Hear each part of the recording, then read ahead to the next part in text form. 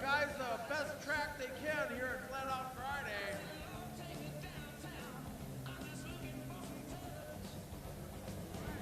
Start working on the track Thursday morning, and it really doesn't end until the races are over.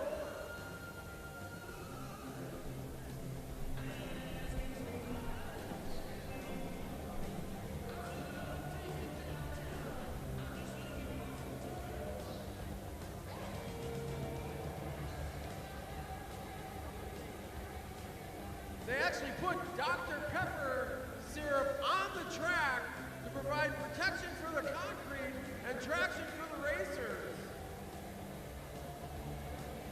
That's what you hear squealing under all those tires when they come shooting around the corner.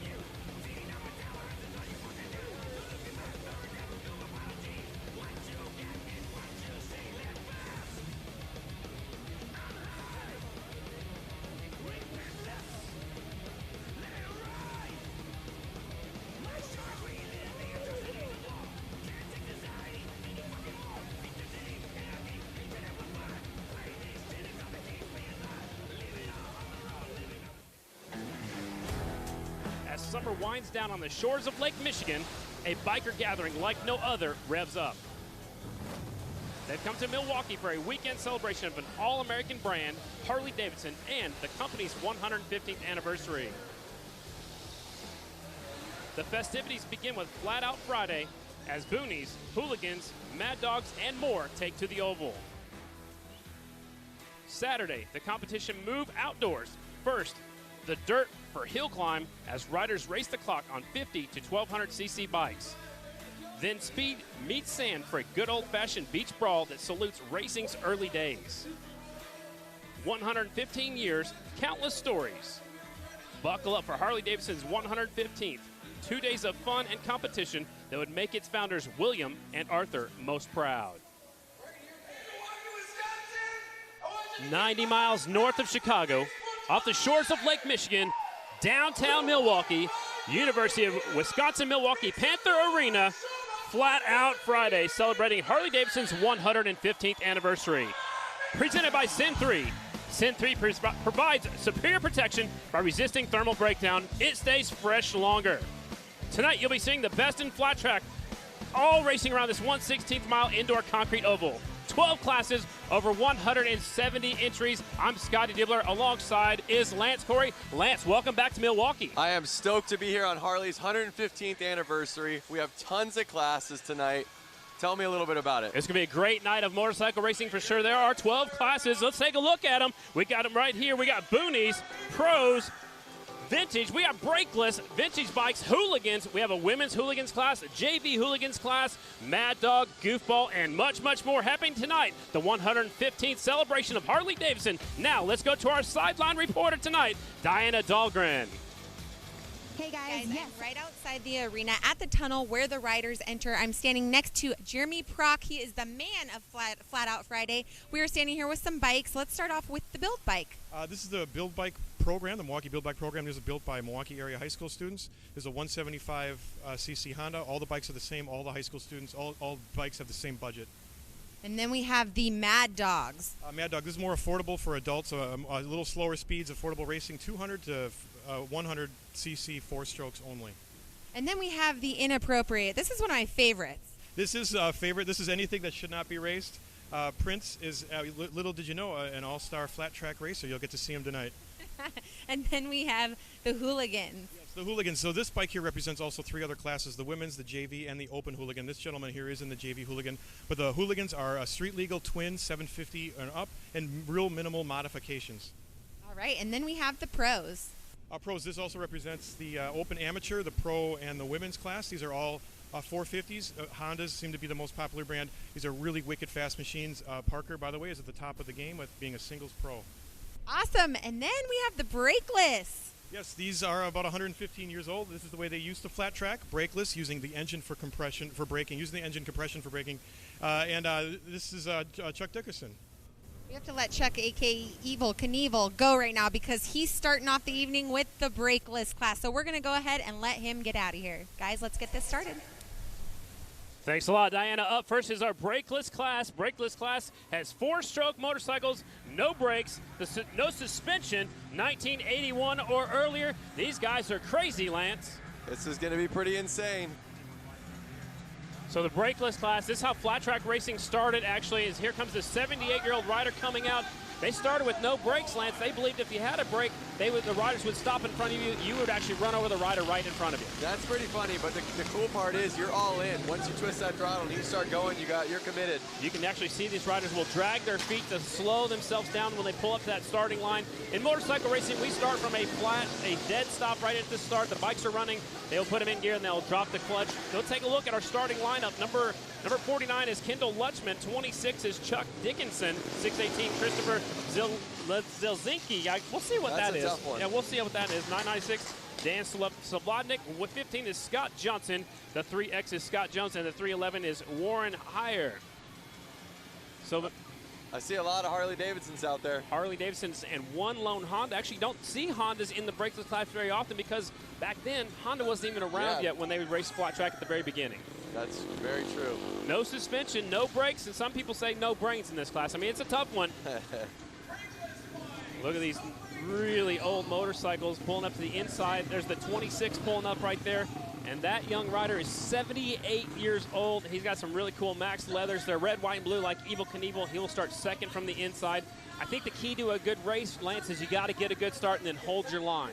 Good start's always the key. You know, I've been watching the lap times during practice in the heats, and I noticed a lot of guys were in the 9-second lap times, but, you know, there are a couple guys a little faster than others. And the light turns green. The 15 grabs the whole shot. That is Scott Johnson. He'll take him down the back straightaway. It's a really tight 1/16th mile oval. 15 is out front. He's got company coming. Here comes the 311. Warren Heyer, the 78-year-old rider, goes really high, and he loses a few positions. He's back there in the 4th spot. So don't count out the 78-year-old rider just yet. Do not count him out. 7 laps to go, 6 laps to go now. Anything can happen in 6 laps. In the Brakeless class, Lance, good thing is, the leader throws it away. Just like I said, anything can happen. They race until they see a checkered flag or a red flag, so we still will keep racing until now the red flag is coming out. We've collected a few more bikes down here. Wow, that's not how we wanted to start tonight. No, but see, they throw the red flag out like that because guys are trying to get up, and it could get really dangerous. It could get dangerous, especially if the riders are right there on the racing surface. You never know, but the Brakeless class, so it was our leader 15 that went down first. They're all up and okay, it appears like that. Here's a look at the replay, and it looks like the back end just came around on them. We actually walked on the track earlier, Lance, and it was really sticky yesterday. It's not quite as sticky today. It's a little bit slicker, and it looked like he actually got on the cases and lifted the rear wheel off the ground, and that's what put that rear end all the way around, I think. That is very true. That's very true. Yeah, So that's what we see right here. Diana's down there really close to the action. Diana, is the track really sticky right now? Yeah, guys, it is really sticky. We did have some falls during practice earlier, but one thing to note is the guy who crashed into the wall, Evel Knievel suit, he actually was a part of our preview when I was out in the alleyway. He's 70 years old, guys. I mean, he got trapped, and look at him. He's up walking like a champ. 70? He told me he was 78. It's a pretty incredible story. I mean, to be that old out there and laying it down and getting up and still going. I don't think he heard my question, though. I think he was, saying how many horsepower that thing had, maybe. I hope. But it looks like he threw it down sideways, got on the cases. Diana, what else is happening down there? A lot of stuff is happening, but let's talk about the crew from Flat Out Friday converting the Panther Arena into the flat track oval yesterday morning at 8 a.m.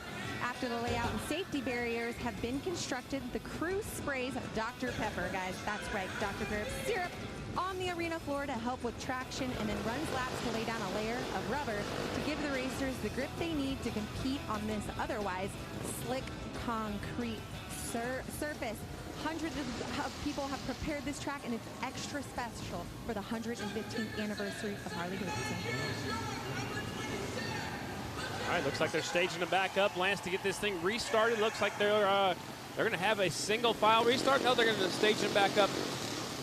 Complete restart is what we're hearing, so it can be a complete restart. Tough break for our early leader, but it's a good break for the 26 because now he'll be up there battling for the lead again. All these riders are going to make it into the main event, but the better you finish, the better starting spot you'll have in the main. So it's very important. Very true. And like I said, when there were 6 laps to go, anything can happen. And right there, you saw almost the craziest happen. They're restarting. It didn't matter if you were in the back or the front. Oh, wait a second. Look, they have a little bit of a... So they're staggering, yep. I guess, maybe according to how they were running. So it's a little bit different. They put the 26 on the back. Actually, no, because he was involved in the wreck. That's why he's going to the back. Okay, so yep. that makes a little bit more sense. The 15 was the first bike that went down. He collected the other 2 riders. So we'll have a complete restart with all these riders going to the main. And what I'm hearing is they're only going to do 4 laps right now. Interesting. And they are off into the first corner. Got to get a good start and hang on to that low line. Look how low the rear air pressure is on that leader. It's the 311 out in front that is worn higher. Keeping the air pressure down, I'll keep it a little bit more traction on that shiny concrete. Oh! Leader throws it away going into turn number 3. Looks like he's trying to keep that motorcycle running. He pulled in a clutch. They will race until we see a red or a checkered. Lance out front now is the 618. That is Zielinski. Zielinski's out in front. And that is on the Honda right there. Again, no brakes. You can see there's no disc on that rear end. Yep, they're just on the gas and laying it over when they get in the corner. Hopefully that back pressure of the motor helps slow them down a little bit. Zielinski's sneaking away a little bit on the 618. There's Dickinson, the old man right there in second on the 26. That's Chuck Dickinson. That was the checkered flag already, so that is it. The winner of this one is Christopher Zielinski. Now, it looked like Christopher was on the smallest bike out there. I'm wondering if that made it a little bit easier for him to handle the bike without brakes. All right, possibly so. He's definitely easier to maneuver in the corners. We'll take a look at some of the replay action. Here's the leader, and he got in there, so he was just up off of where they've been racing. Maybe it's a little bit slicker up there, just off of the racing group. Yep, he was running a little wide right there for sure. And it's funny because that was right when I was talking about his tire pressure. Exactly, and I don't think that was a factor. I think he just got up there in the slicker stuff. You know, when they haven't been racing on it, it's probably still a little bit slick. I know it's Coke syrup. It's supposed to be tacky, but the more laps they get on it, the stickier it's going to get. That's very true. Flat Out Friday at Harley-Davidson's 115th anniversary is presented by Sin 3.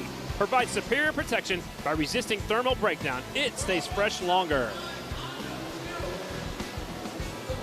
Up next will be our bike build class, and they are making their way onto the racetrack right now. It is a Milwaukee area high school. They have 100 days to build a Honda CL or CB 175 flat tracker. Teams have the same budget and work with volunteer mentors. Bikes are judged on appearance, performance, and racing ability. On the track now, Lance, this looks like a fun class. This would be a fun class. Man, I wish they had a class like this at my high school. That would be so cool. I think I'd flunk it on purpose so I could take it again. Right? You got to go back for more. I get it. I get it.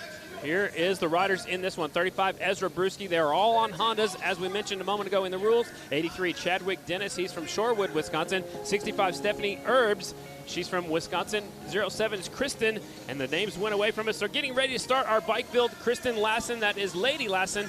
The 05 is Leah Orloff. 65, Stephanie Erbs. 35, Ezra Brewski. The 11, Patrick Mishko, and they're off. 07, Brewski grabs the whole shot. This kid's a good racer, Lance. I followed him around a little bit in some of the amateur races, and he knows how to ride a motorcycle. Well, what do you know? You have a kid that knows how to ride and a kid that gets to build a bike in class. Man. Great opportunity. Living a dream for sure. He got a little bit sideways coming off the corners. When I talked to the riders earlier today, they said coming off wasn't so bad, but it was really slick going in. Yep, and that's what you noticed in the last race. Going into the corner is where he lost it. Absolutely. So Brewski's starting to sneak away just a little bit. Dennis right there in second on the 83 bike. That's Chadwick Dennis. He's from Shorewood, Wisconsin. Again, these are all Honda motorcycles that they build in class. There's your leader, Ezra. Looks like he's run into the corner a little bit wider, then squaring off right in the middle of the corner. He's getting into some lap traffic, and he goes around the 65 bike of Stephanie Erbs, and she is from Watawassa, Wisconsin, I believe. That's a mouthful right there.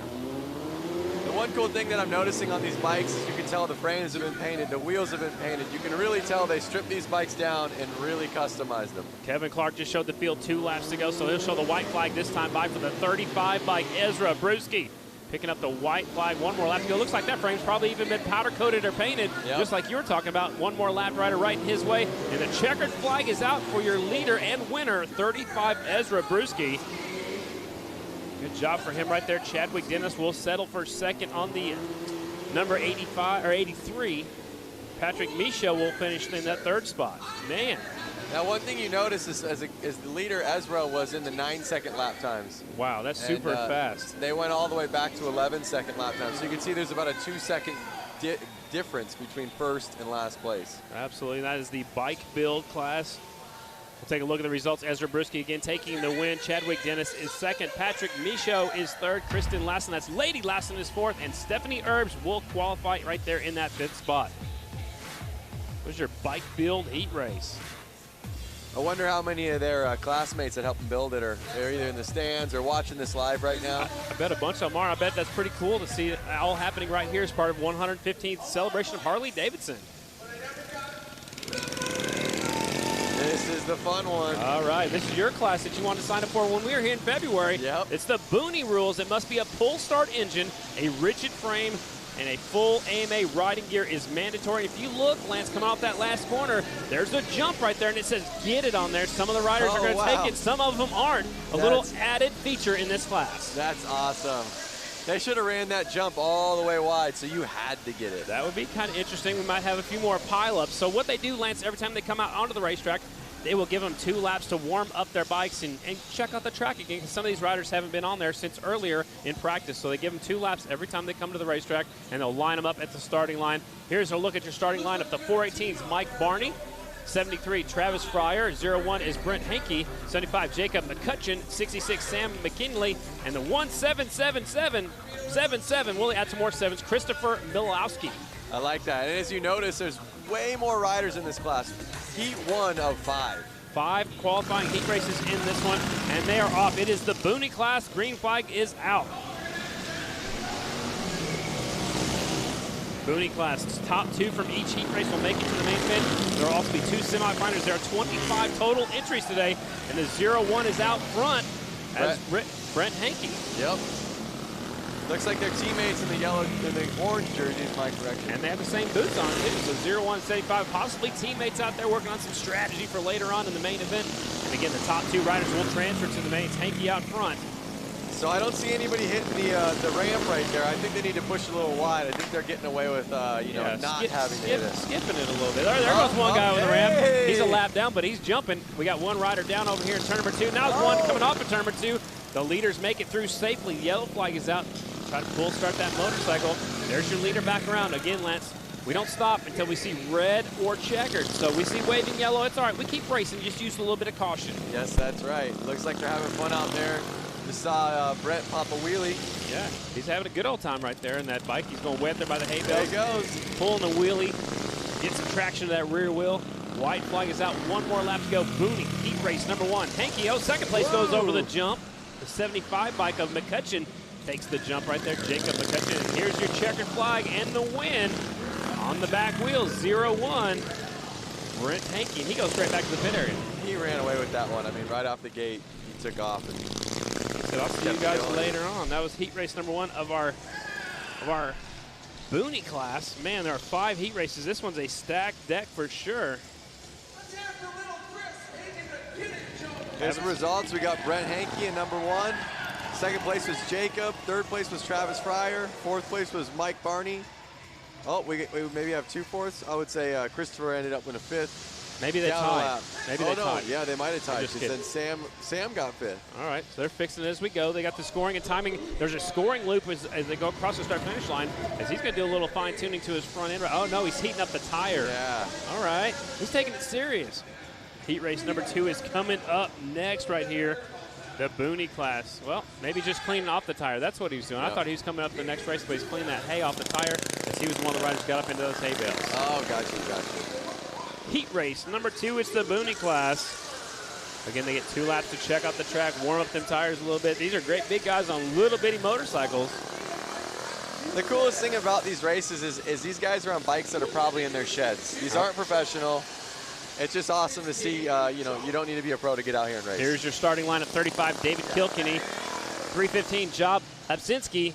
24 is Alex Polson. 113, Mike Rasmussen. 62, Jeremy Seiler. And the 80 is Nick Whitworth. All these riders are from Wisconsin. I like that. Is that Doodlebug? Is that a hometown? Or, I mean, you never know with these boonies. These guys, you know. Maybe that's what he calls his motorcycle. Exactly. Nicknames. I like it. Pulling back around to that starting line. They start from a dead stop. They should start from an engine off start. Yeah, pull start it and go. Man, some of them might be there a little bit longer than others. So there are 5 heat races here in the Boonie class. We'll take the top 2 from each heat directly to the main event. If you don't finish the top 2, you come back in one of 2 semifinals, and we'll take the winner of each semi to the main event. So this is one of our biggest classes, and they're off there using their feet to get going. Oh.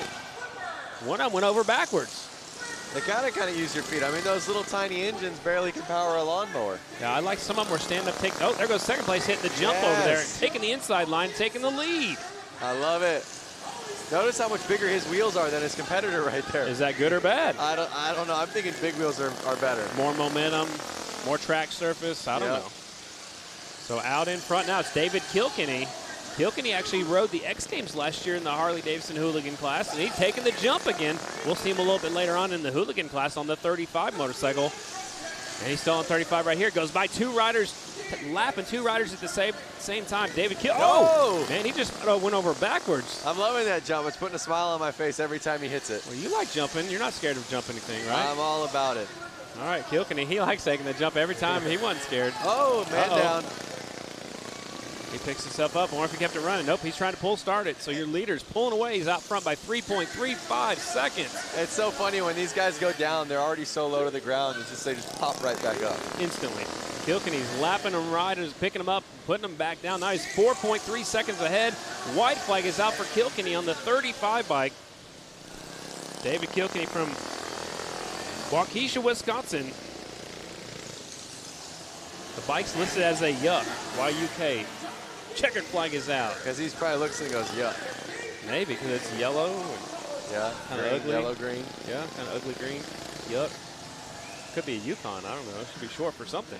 That's awesome. All right, so Kilkenny taking the win in heat race number 2 of our Boonie class. Alex Paulson will settle for second place. That will be our last transfer. Alex on the number 24 bike from Shorewood, Wisconsin. He's on a custom motorcycle, and he makes it in. Everybody else was at least a lap down. Take a look at the restart right here from back in turn number 4. There goes the rider going over backwards. Man, he left the throttle still on. That thing's got too much horsepower. That's right. Having trouble hooking it up. Up next, heat race number 3 is coming up. Boonie Bikes heat race number 3. Scotty, do you mind if I run down there and take a couple laps? Maybe Do it. race one of these? You got a helmet?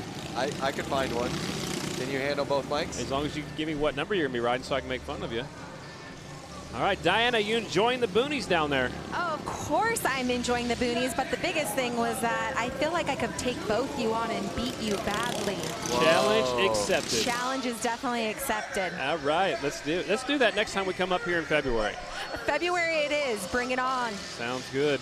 We didn't get signed up. We didn't get any practice. We don't have any bikes. We'll have to wait on that. Heat race number 3 is coming up next. You going to pick a winner of this one? Well, you know, it's hard to say, but I see a bike that looks very similar to Kilkenny's Are they friends? Is that Kilkenny's bike? Do they ride together? I don't know. I don't know. Could be. So heat race number 3, the 777 is David Mascari. The 99's Anthony Bollinger. 73, Chad Brundage. 101, J.J. Flaherty. 142, Daniel Holbus. Also out there is the, looks like the 4 bike of Ike Ozurmba. And keep your eyes on the 101, J.J. Flaherty. He usually rides number 45. He's got 45 on his back. He actually won the X Games last year in the Hooligan class. Look, he's doing a stand-up. He looks like he's doing a BMX start right there. 1 foot on the bike. Oh, look at it. It worked, too. Hopefully somebody's taking some notes right there. 142 slides into second, Daniel Holbus. But it is JJ out front. I follow him on social media. JJ rides, man. He's a pretty cool dude. Looks like his bike's bouncing a lot. He's kind of slipping out a little bit. Looking back at his competitors, like, how much? Come on. Yep. Come on, let's race.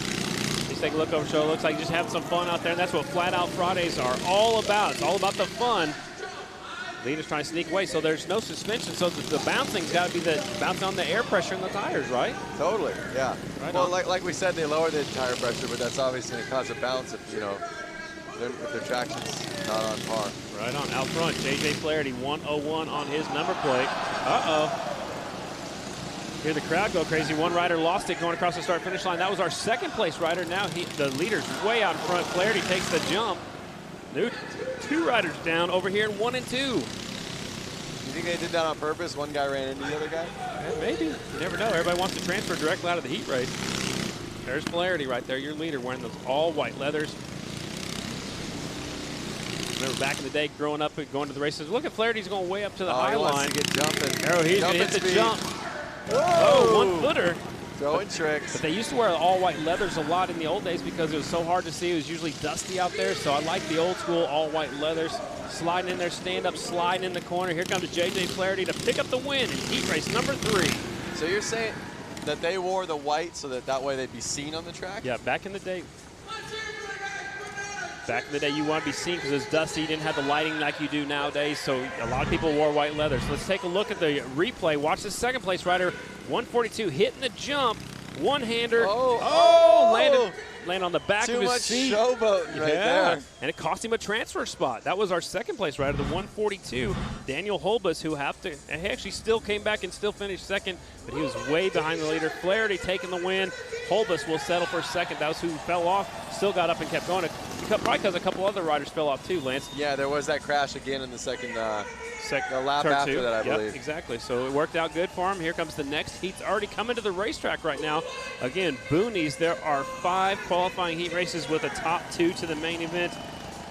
Again, they're getting a couple laps to check out the racetrack. Looks like there's only 4 of them going to make the start. I've got 6 of them on my list up here in the booth. Heat race number 4 coming this way. The bikes that are entered in this one, mostly from Wisconsin, but there's one rider from California. They're on mostly custom motorcycles. 56, that's Zach. Your guess is as good as mine. Lukey? Yeah, I'm going to leave that to the screen. 66, Sean Gordado. We'll see him a little bit later on. 7 is Indian Lendowski. 99, Adam Munzinger. 33.5 is Eric Munzinger. He's got a half number because it's maybe a half of a motorcycle. I don't know. 57, Ryan Sirocco.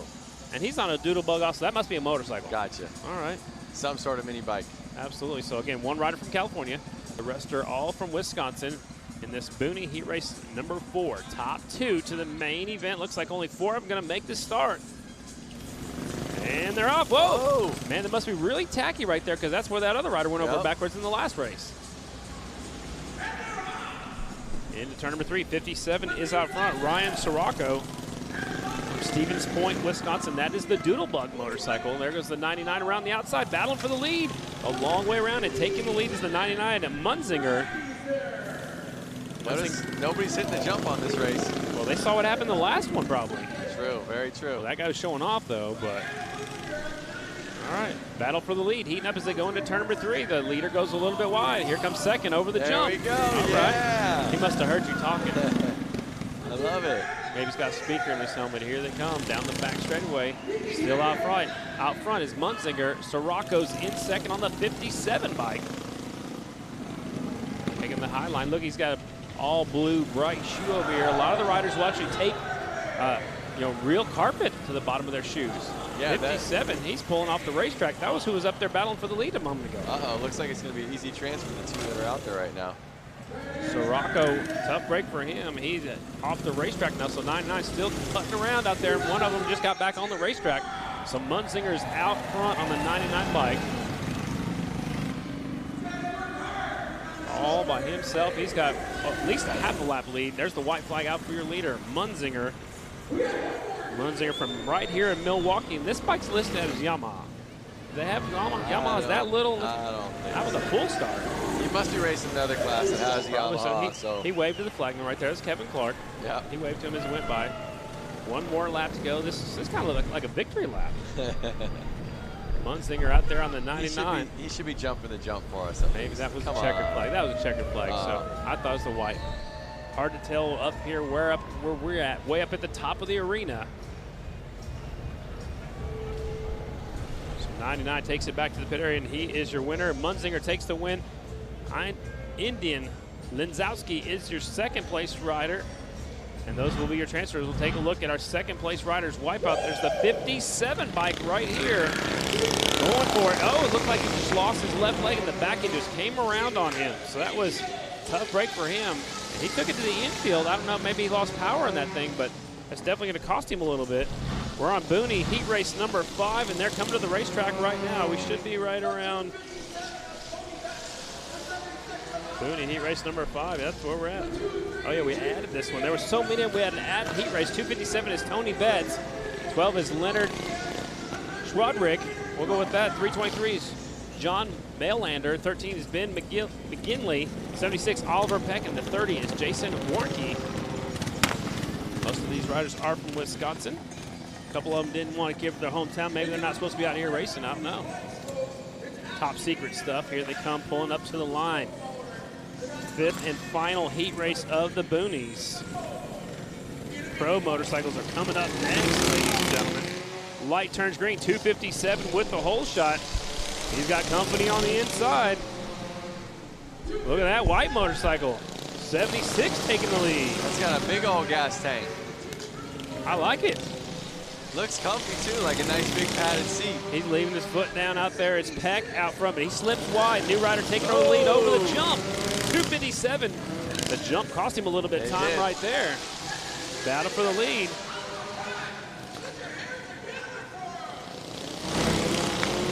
There's the top 2. Oh! Where did the rider go? I saw the motorcycle. I hope they got that on camera so I can watch that. Now there's a little bit of fluid down there on the track as well. It's going to be slick right there. That was a good one.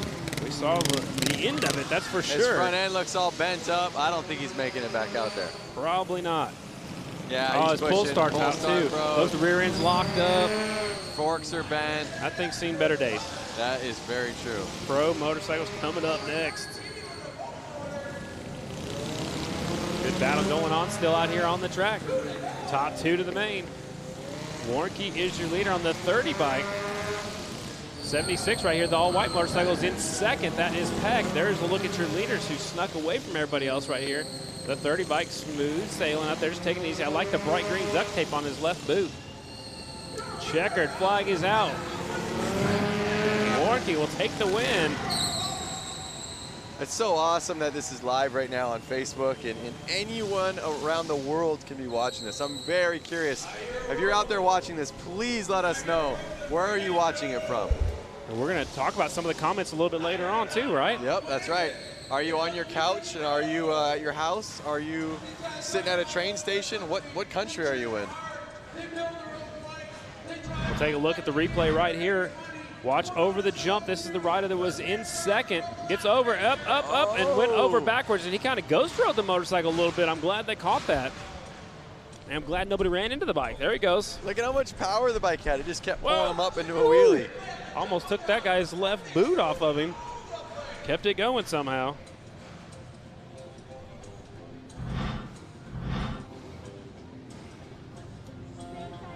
So awesome. I just asked people where they're watching it from. I'm getting a lot of places: Colorado, Ohio, Jerry Kirtley out of Chattanooga, Tennessee. I've had the chance of riding a Harley in Chattanooga. It was awesome. David's out of Texas at his kitchen table.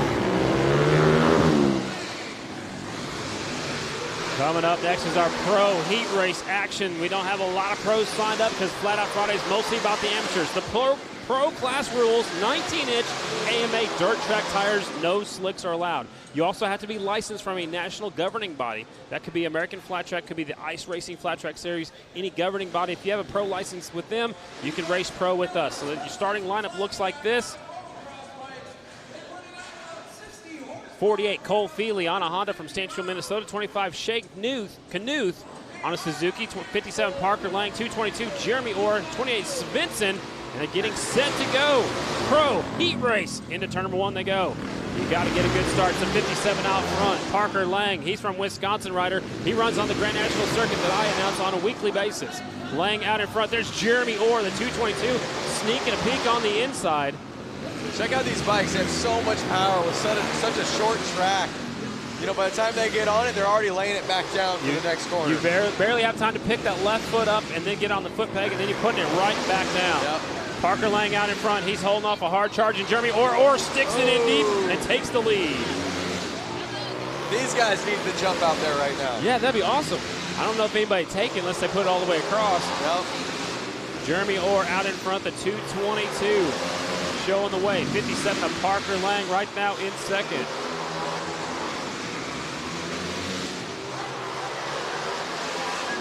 They're rock and roll with the carpet on their foot. It's so they can drag their foot. Absolutely. Orr sliding it out front. These guys are serious. They come here to win some money. 222 is Jeremy Orr. A lot of the... he opened up the door. Here comes Parker Lang.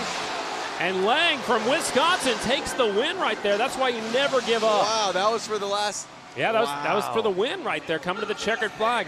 These guys are serious. If the door opens up, you got to be there to stick that wheel inside and take that spot away. Parker Lang, who's from Wisconsin, takes the win. A lot of these guys are going to drive down the road to the Grand National in Springfield, Illinois. Short track tomorrow night. Some of these guys, most of these guys will be there with it. Watch them as they battle the turn. Lance, tell us about what's going on. Well, watch his front end on the 222. It's bouncing a lot, and it was bouncing there, and it bounced a ton when he got past. So here's a look at the final corner. Boom, boom, boom. So that's what caused him to go. He couldn't keep it down low. He pushed wide and opened up the door for the 57 to come on through. Yep, just like that. Gave it away.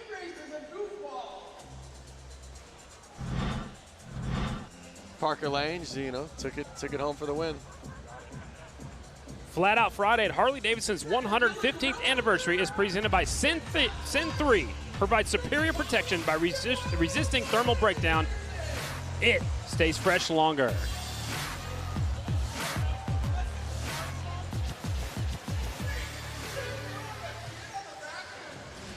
Do you know what's going on out there? Look at these guys. Is that a chicken?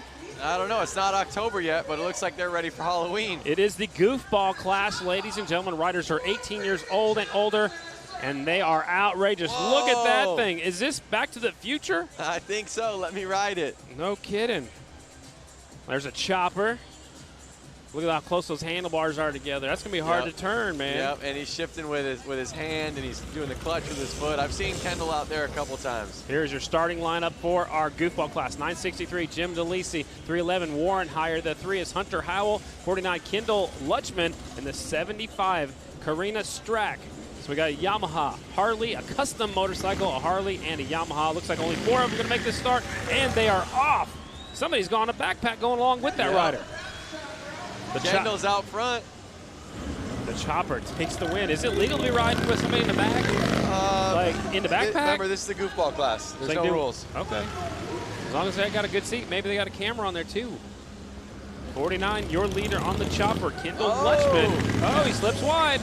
Notice him laying it over so hard that his clutch is actually scraping on the ground sometimes. Wow. It's probably his kickstand is too. It looks like his kickstand over there on that chopper. I thought that was a chicken, but it looks like a little bit of a crazy creature maybe. There's the rider with the baby on back. Oh, the chopper went down. The 49 bike throwing it away. Hopefully we got that out. Like I said, I think he was laying it down so far that the clutch actually picked up his rear wheel on him. Made the rear wheel light and come around on him. So the monster right here, the 963, is out in front. That is the Liesel. Jim DeLisle. Delisle. I don't know. Delisle, we'll go with Delisle. 963. Choppers in the infield. Out of the Goofball class, ladies and gentlemen. We have to take the top 4 riders to the main event. So there's 3 heats, 4 riders will go directly to the main event. Kevin Clark will show them the white flag. 1 more lap to go. Chopper's trying to get fired up. The Liesel out in front, 963, and there will be the checkered flag. There's your winner. How does he even see through that helmet? I don't know. Oh, look at this. Look at that. Oh! Man, it's the first time we got to look at the 3 bike. Yeah. Hunter Howell. I think he's got some lean to it a little bit. He's sitting in a little bit side saddle. Is that the Abominable Snowman? I don't know what it is. Whatever it is, that's your heat race winner. That thing's name is Jim. Jim DeLiesel taking the win. Hunter Howell will be second. Karina Strack is third. And Kendall Lutchman will be fourth. And we'll take 4 up to the main event. So what you see is what you're going to get out of heat race number 1. Taking a look at the replay right here. This is the battle for the lead. The 49 sneaking up the inside. See the sparks? Dragging the cases. Yep. You called it, Lance. He was dragging the cases, possibly even his shifter lever. Yep, I saw that right in first corner. You just saw his clutch scraping, and if he picked up any more momentum, there was no way of holding on. All right, heat race number 2 of our goofball class. We have number 15, Scott Johnson. The 73 is Travis Fryer. 12 bike, Adam Zeller. The 707, Marco Lazervik. And the 12, Adam Zeller. So we got a custom bike, the Yamaha, 2 Harleys, and another Yamaha out there. We'll take the top 4 to the main. This guy's got some spikes sticking out of his shoulder pads out here. That guy's got a horn sticking on the front of the 73 bike. Is that a unicorn? I'm not sure, but there's a police officer going to the donut shop. All right. He'll be the first one there. He'll pull up to the inside. That looks like a full-on street legal bike that police officer's on. I don't know. He's not going to be able to lay it down very far either. Light turns green and they're off. Was that a banana? And what do you say? The police officer's in the lead already. All right, out in front, the police officer's going to lead him off turn 4. 707 on the number plate. Marco Lazervik. Lazervik is out front. He can barely lay that thing down, Lance. And look, it's throwing sparks right now. You think that the other riders are just scared to pass him because they don't want to pass a cop? They probably don't want to get a ticket. We're all kind of used to that. Right. If they pass them, then they're going to get a ticket for speed. Yeah, so this is, you know. Follow the leader. Exactly. Zeller's right there on the banana. The 12 bike is Zeller. That's Adam Zeller from right here in Milwaukee. That's a Yamaha in second. He goes wide. The banana goes wide just to keep from running over the leader. One rider's down. Looks like a Mad Max is down. Losing parts. Yard sale. Absolutely. Yard sale in the back straightaway. There's your leader back around. Lights are on. Oh, he's in hot pursuit of somebody. He's unhappy. He must have got a call from the police station. That's a Harley-Davidson. Zervik out in front. I wonder how many officers right now are watching this on the live feed. Getting a little chuckle at it, almost wishing they were out there. Oh, second place, got into the backside of the leader and went down. Look at him. He said, not so fast. You bested the law. The law won right there. Yep. Oh, he's got his sirens on now. His lights and his sirens. Lazervik out in front, 707 on the number plate. There he is, across the finish line and will take the win. He's got his police sunglasses on, his red, white, and blue gloves. Second place is Johnson on the 15 bike. The banana still got up and got going. He crosses the finish line right there. Zeller. Somebody's doing a burnout on the back straightaway. That's Mad Max. 73, Travis Fryer. That's a Yamaha. That's a unicorn. I like that. It's a unicorn Yamaha, and he will make the transfer spot. He'll get fourth. We'll take a look at the replay right here. So the cop is coming in on our left side, going to 3. Here comes the banana, getting in a little too hot. And the cop just shut the door on the leader. Here's another look at it. He gets right there into the saddlebags. Wow.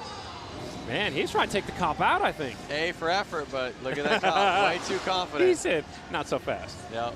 Look at the banana in his gun holster. Oh, boy. They must be friends. Up next, heat race number 3 of the same class. It's the Goofballs. Top 4 to the main event. 777 Alejandro Garrido from Palm Bay, Florida, all the way from Florida to race in this Goofball class. The 72 is Ronnie Zastro. 17, August Zaraski. 13 is Leonard Serdwick, and the 322 is Brian Martins. This is our Goofball heat race number 3. 3 heat races of this class. They will all, the top 4 will go to the main event. Look at this guy. Look at that guy. He's got a bodybuilder suit on. He's got his afro out there. Looks like he's in a rock band. Maybe he's performing later at the museum. I actually signed that road glide right there. It was out at the museum getting autographed. Yep. There they go. Uh-oh. Look at that. It's Prince grabbing the hole shot. Looks like Prince. We're from right here in Minneapolis, where Prince was from. He's got his guitar on the back. He's going with the Purple Rain theme right there. His 72 out front is Zastro. Uh-oh. Look at him backing it in. He's having some fun. I like him. He takes a look over his shoulder. And now he's catching up to the green bike over here that's having trouble on turn number 2. It's a 17 bike. Zaraski's having some problems. Uh-oh. Tires locked up. They're pulling it off the track. That's not good. You know what? He's still going to make a transfer because he's still credited right now for being in 4th. 72. I like that bike. It's pretty smooth on the throttle, you know? Yeah. Not lighting up the rear tire. He's caught up to the back of that motorcycle you signed yesterday. Yeah, I mean, that was at the museum yesterday, and he was letting anyone that wanted to come up and sign his Harley. That's so cool. He said it's just for memories. Leader went a little bit wide. 2 laps to go for your leader. There's the muscle guy. Yep. With his wig on. Maybe he's a rock star. I'm not sure. Oh, he's got a wrestling mask on. Uh-oh. He's serious. Oh! Popping the front end up, getting excited. 1 lap to go, though. Showing off a little bit. Don't you know showboat too much. We saw what happened earlier. Yep. Here comes your checkered flag for your winner, Whoa. 72. Nice. He had a lot of control of that Goofball bike right there. I like it. 4 riders will make it into the main event here in the Goofball class.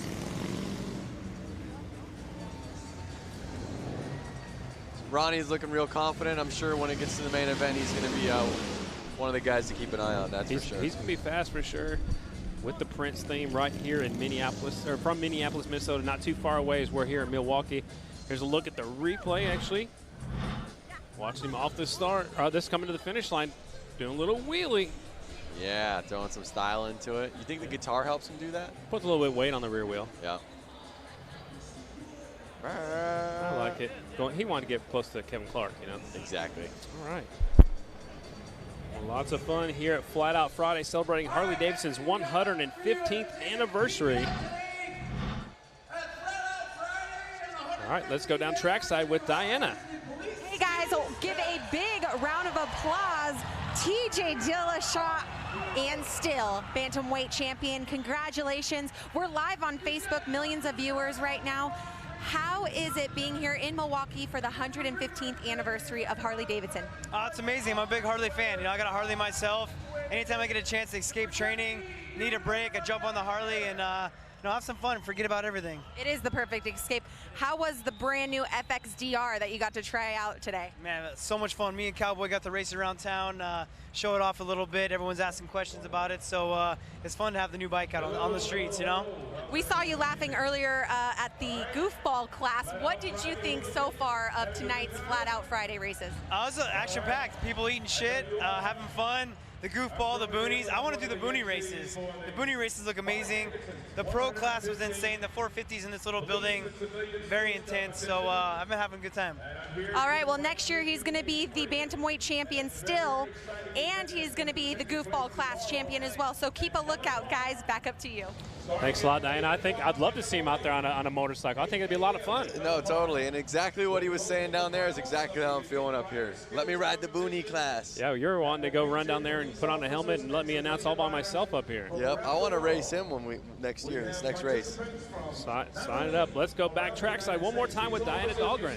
You guys, we have an amazing skill set happening here right now. This is police and civilian skills competition, also known as motorcycle rodeo. Riders are from 5 different countries, a total of 151 participants, roughly half police and half civilians. They're practicing low-speed maneuverability and threshold braking. These skills keep the riders safer on the roads, and the competition awards are trophies, and not only that, what's the most important thing? Bragging rights and improved school set. So anyways, guys, there's much more to come from these guys. They're amazing police and civilian skill set. Still to come, ladies and gentlemen, Mad Dog semifinals, the Boonie semifinals, Hooligan semis, Brakeless main event, the JV Hooligans Build Bike main event, our Open Amateur main event, our Women's Hooligans. We got to see women on the big heavy bikes, our Mad Dog main event, Vintage main event, Boonie main event, Pro Rider main event, Hooligan main event, and our Goofball main event. Still a lot to come right here in Milwaukee at the 115th anniversary of Harley-Davidson. Yeah, no, I mean, it's I'm really excited to see these Hooligan racers out there. They've always had a great showing in the previous races. It's going to get pretty gnarly. We have 18-foot circles here. 18-foot circles. A lot of mains left. And then we got the Women's Hooligan, which is awesome. I think this is a new class that we're going to be seeing this evening. It's going to be cool to see women going head-to-head out there. Lots of action out there. You see them challenging themselves on this tight course. I saw one of these police officers showboating with both feet on one side of the bike. I'm not sure if you noticed that, Scotty, but these guys are definitely ready to show off all their skills.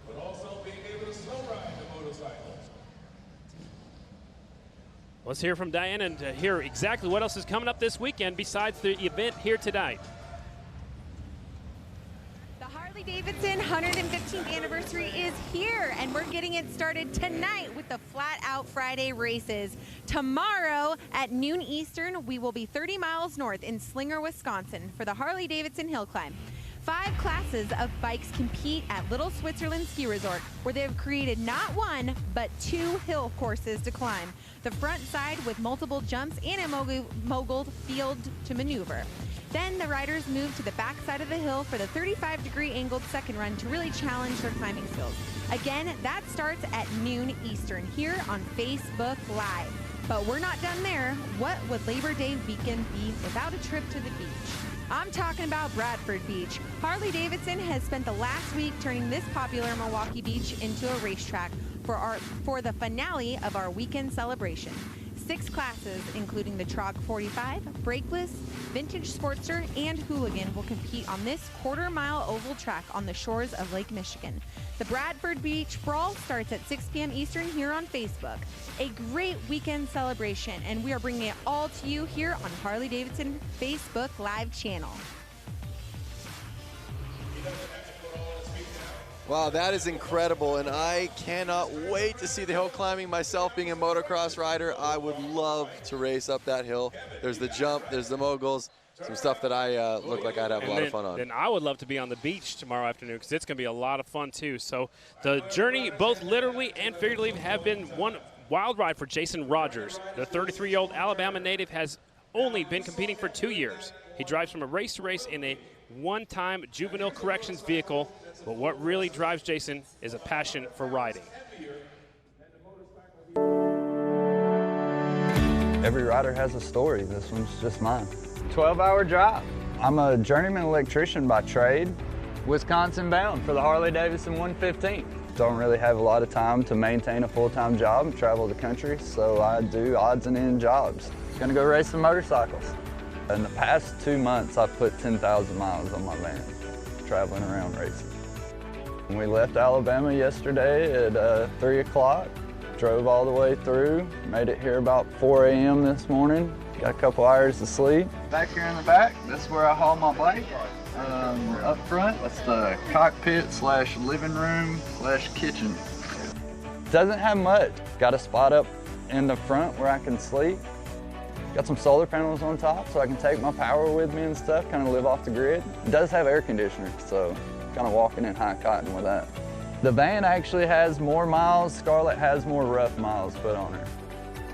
Scarlett, that's my girl. She's a 96 Sportster. It's a great bike. Somebody else, you know, it's probably just a couple $1,000 bike, you know, but to me, it's priceless. You're just looking for that perfect ride. Just really love riding motorcycles. I love everything about it. Not just the racing, getting out, just riding bar to bar down the road. That's the one thing that makes me happy. My cheeks are sore a lot of times after a race from grinning because it's fun. There's no paycheck off of this. There's no money out of it. You know, we go home broke. all the things the 12-year-old me ever wanted to do, I'm getting to do as a grown man. So it's pretty awesome.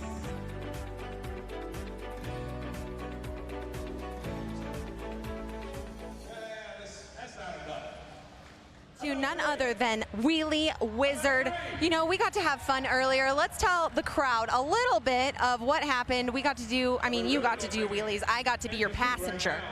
So you got to understand that an OGO gear bag is supposed to hold riding gear, but we can't help but put people in it. Diana, you're the next up. You got to do it again. We hope that the camera actually sees this makeshift rope here with a military clip of some sort into an OGO bag here. And guys, actually, I'm going to take a ride. So here we go. Diana's getting that OGO bag, Lance. You want to try this one? No, I'm happy sitting right up here. So, there we go. I'm going, guys. Although my 2-year-old daughter would love that little OGO bag ride. Absolutely. So Diana's in the back with the Wheelie Wizard. He never puts his front wheel down. He is amazing. I've known him for quite a few years. He's got such good balance. That's incredible. Balance is hard on those little 50s. Hang on, Diana. Hey, guys, just to let you know, the police are right next to me. I think I might get arrested for this. It's highly illegal on the roads. Do not try this because you just don't. It's not. It's not safe on a not closed course. I think I might be going into the hay bale. Don't hit the hay bale. So the Wheelie Wizard pulling Diana around. I think the cop is following you. Actually, I think the cop might be a little upset, you guys. Uh-oh. I think you're going to get pulled over. All right, I'm leaning in. I'm leaning hard, you guys. Yeah, you got to be committed. We got some style. Oh! She left some rubber marks on the track. We left some rubber. Awesome. There we go. Oh, look at the officer doing a burnout. Yeah. That is awesome. If you are watching live on Facebook, you better give a lot of likes if you can, a lot of comments about that one because I was a little scared. Wheelie Wizard, guys. Take it away. Thanks a lot. Wheelie Wizard is awesome, dragging Diana around the floor out here at Panther Arena. Here's a look at the replay. She gets a little bit sideways. She's dragging her credential and everything, Lance. Look at that. No, it's so awesome. So awesome. So what's going on Facebook? Check us out. Tell us what's happening. Well, right now, it's cool just to kind of see what everyone's saying. Let me take a browse. You know, I'm getting a lot of good people kind of shouting out their friends. Joe Swinley saying, good luck, number 42, Rich Heverly, in the Hooligans race. So that's a race I think everybody's excited to see, the Hooligans, and they are coming up. We're going to have some heated races with those guys. I want these people to tell us where they're watching from. You said on the couch, you know, in their bedroom, in their garage. What country are they watching from? We're going worldwide with this, Lance. No, there are people watching from all over the world. I got David Sprague from Huntington, Indiana.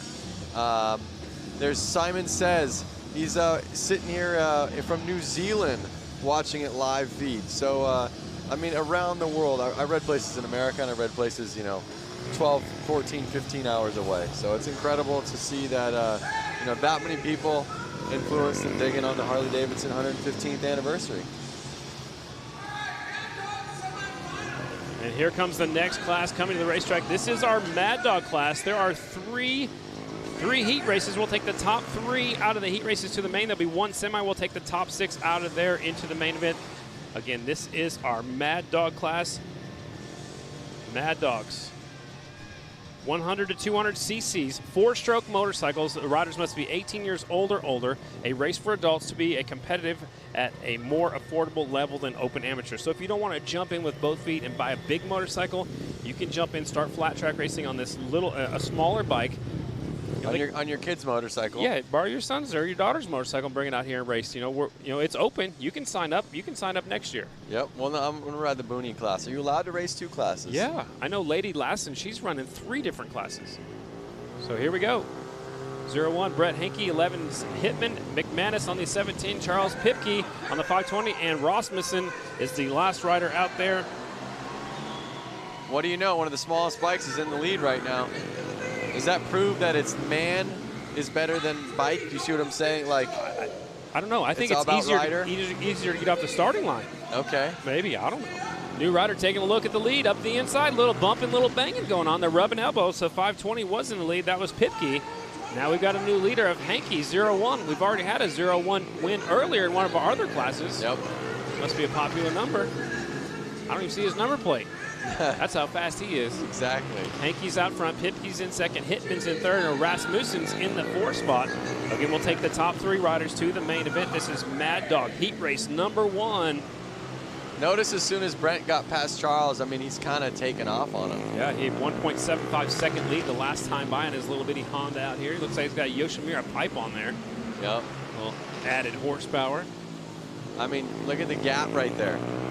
It's about a half a lap, I would imagine. Yeah. At least a straightaway lead for sure. So just past the halfway point, it's still Hanky out in front. 0-1, he's from Madison, Wisconsin on the Honda. And they're on their last lap right now, so it's looking pretty good for Brett. Yeah, I think he's got it in the back, keep it on 2 wheels. He'll put her in the main event. There's your winner. On the back wheel across the start-finish line, 0-1 will take the win. That is Brent Hanky from Madison. Took him just a moment to get that pass, but that could possibly be our move of the race. Yep. We're going to have a move of the race winner coming up later on tonight. That is the Sin 3 Slick move of the race. He's taking off running. He must be coming up in another class. He's going back to get in line. Yep. Here's a look at the results. Brett Hanky taking the win. Second is Charles Pipke. Third is Zach Hittman. Those are your transfers. The other 2 riders will have to go back to a semifinal a little bit later on. As heat race number 2 pulls to the line just like a few minutes ago. Slick move of the race. That was the Sin 3 Slick move of the race. That might be it for the, it's definitely gonna be it for this race for sure. The Sin 3 Slick move of the race. Nice up the inside, taking the premier spot away from that second place and sliding that rider back to second. Yep, and then he just took off from there. I was told we had 3 heats of Mad Dogs, but looks like they're bringing out our next class already. Open Amateur. The Open Amateur rider's already coming out. Get this situated here in a second. 89X Robert Blasky, 73 is Chad Canton, 84 is Ederman, 01 is Hanky. He just went out there again. 707 is Lazurvik, 17L is Orloff, 19 is Schwenker, 28 Ethan White, and the 240 Jeff Wick. Here we go, Open Amateurs. Now you notice one of the bikes out there has Supermoto wheels on it, a little bit smaller, and then the other bikes have motocross wheels on it. Okay, so this is actually an Open Amateur semifinal. So we ran heat races in this class earlier today. This is your semifinal. We'll take the top 3 to the main event. There are 2 semis in this Open Amateur class. Getting set to go. Look how many they're putting on that starting line, Lance. That's going to be like a motocross style gate. Look how tight they are. Totally. There's going to be some banging, some elbow banging right here, bar banging. I think guys are going to get into it with each other. Should be a fun one. Open Amateur class, getting set to go. Riders 12 years old have to be on a 250cc or smaller, 14 years old and older on a 450. Adult frame bike with no hooligans, mostly the up-and-coming riders in flat track. And they are off of the first corner, down the back straight, actually the second corner. They're side by side for the lead. Oh. Jeff Wick kind of lose a little traction and fall behind right there. Eric White is out front. There's no number plates on there, but we are using transponders, so it's 28 is your leader. 240 of Wick right there in second. Are they catching up to lap traffic already? Already, yeah. But remember, they had a staggered gate, so there was a couple guys on a second gate. They were already a little bit behind. It looked like there was actually a fall off, too, in that first corner, so they got up there actually right in front of the leader. So the leader's in the black leathers with the white helmet. He's caught up to the back of the pack right now. Halfway flags are out. Semi-final number 1 of our Open Amateur class. Notice Jeff Wick is not letting Ethan White get away from him. Man. They're both riding a little sloppy. I think it's slick out there, so, you know, Jeff Wick's having to keep an eye on White, making sure that, you know, they don't run into each other. 2 laps to go. It's between White and Wick right now. We'll take the top 3 to the main event. Third place riders coming on through also. Here they come. White flag coming out. There's the white flag. Wick's got to get on the inside and push him wide. I think the leader, or the flagman, forgot who the leader was. It's the black guy, the black leathers right here. So according to our timing and scoring, White taking the win on the 28 bike. Yep. Wick will take second, but they haven't seen the checkered flag yet because they kind of missed each other right there. So there he goes across the finish line. On the back wheel, showing off a little bit and having some fun out here at Flat Out Friday. That's right. I would be too.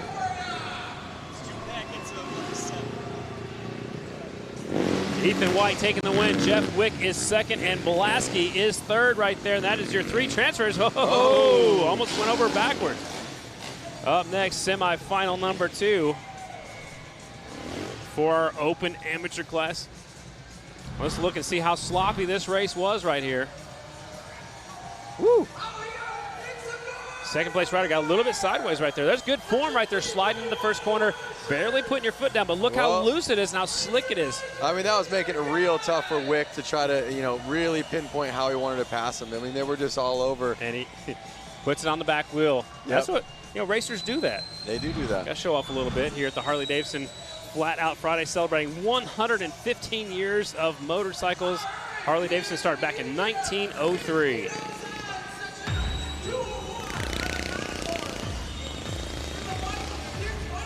Tonight's broadcast is presented by Sin 3. Presented by Sin 3, real, pure, genuine synthetic.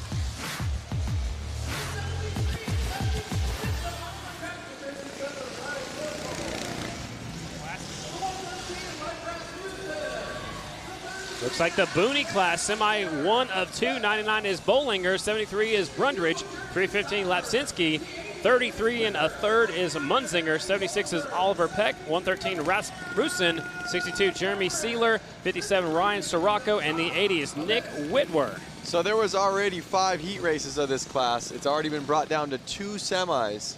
After the 2 semis, we're going to go and do the main event. All right. I'm glad you're here keeping me in line. Yeah. The 99 is here all the way from Brooklyn. There's the 33 and a third. Maybe a third of a motorcycle. What do you think? I'm not sure. He's ready to go. Look at him. Uh-oh, someone's got to buckle his helmet. Oh, you got to do that. Track safety's like, hey, put your helmet on all the way. Put your helmet back on. Tighten it up. Tighten the strap. I mean, I guess that's the thing is that a lot of guys, you know, in the Boonie class, they kind of forget to be completely prepared because it is such a fun class. Boonie semifinal. Okay, the Boonie semifinal. There are 2 semifinals. We'll take the winner from each semi to the main. It's getting tough now. You got to win your race. And the light turns green, 113 with a hole shot. Into the first corner, 33 and a third, and getting stuck in traffic. Remember the one with the big white gas tank right there in third? Lance, look at the inside move, taking over second. Totally. I love it. Looks like all the guys kind of skipped the jump this time. I think they like it, but it's not the fastest route. Rasmussen out in front. Peck right there in second on the 76 bike, and Peck's going to look up the inside. I like his Evel Knievel helmet. It's so funny to see these guys twisting the throttle all the way. Yeah. Turning their wrist all the way underneath the handlebar. Yep. Second place rider goes wide.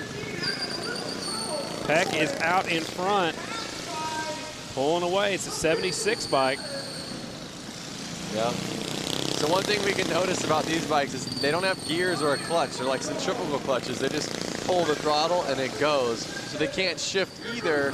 So their power band is very long. That's why they're just leaving it wide open as long as they can. Oh, he's got a hand brake right there with his left hand. You see that? He doesn't have a foot brake. He's got a hand brake. Yep. And some zip ties hanging off his bike. Hey, whatever makes it work. Peck is out There's front. A jump. I love it. 76 out in front. Oliver Peck should be picking up the white flag this time by. Here he comes off of 4. White flag's flying. 1 lap to go for your leader. 76 of Peck. Getting some lap traffic. He's going to try to set him up. Oh! Man. Cheap thrills. Cheap thrills. Checkered flag came out. Almost lost our leader right there. And our transfer is going to be the 76 of Peck. That's Oliver Peck on a custom motorcycle. I like that. Yep. Custom Evel Knievel white. You need one of those. I can hear him locking the brakes up going off the racetrack. Yep. Reaching down, turn the motorcycle off. They have to walk them through the hallways here. That's part of the rule book. So here's a look at the last lap, last corner on the replay right here. Get into the, whoa, man. That almost was. That could have been a high side. Yeah, it was and almost you don't want to night-night. do that. Yep. Get in the back of somebody else. You usually go up and over the handlebars and put you on the ground real fast and in a hurry. So semifinal number 2 of our Boonie class coming up next. They're already out there on the racetrack checking it out. Semifinal number 2. Got a bunch of riders in this one, Lance, and only the winner goes to the main event. That's crazy. Man, that means all these other people are going to be fans up in the stands just like you and I are. Here's a look at the lineup. 418 is Barney. 257 is Tony Betts. The 13 is Leonard Wildrook. 73 is Fryer. 323 is Melander. 777 Mascari. 66 is McGinley. 1777 Milanowski. and the 4 of Orzumbra.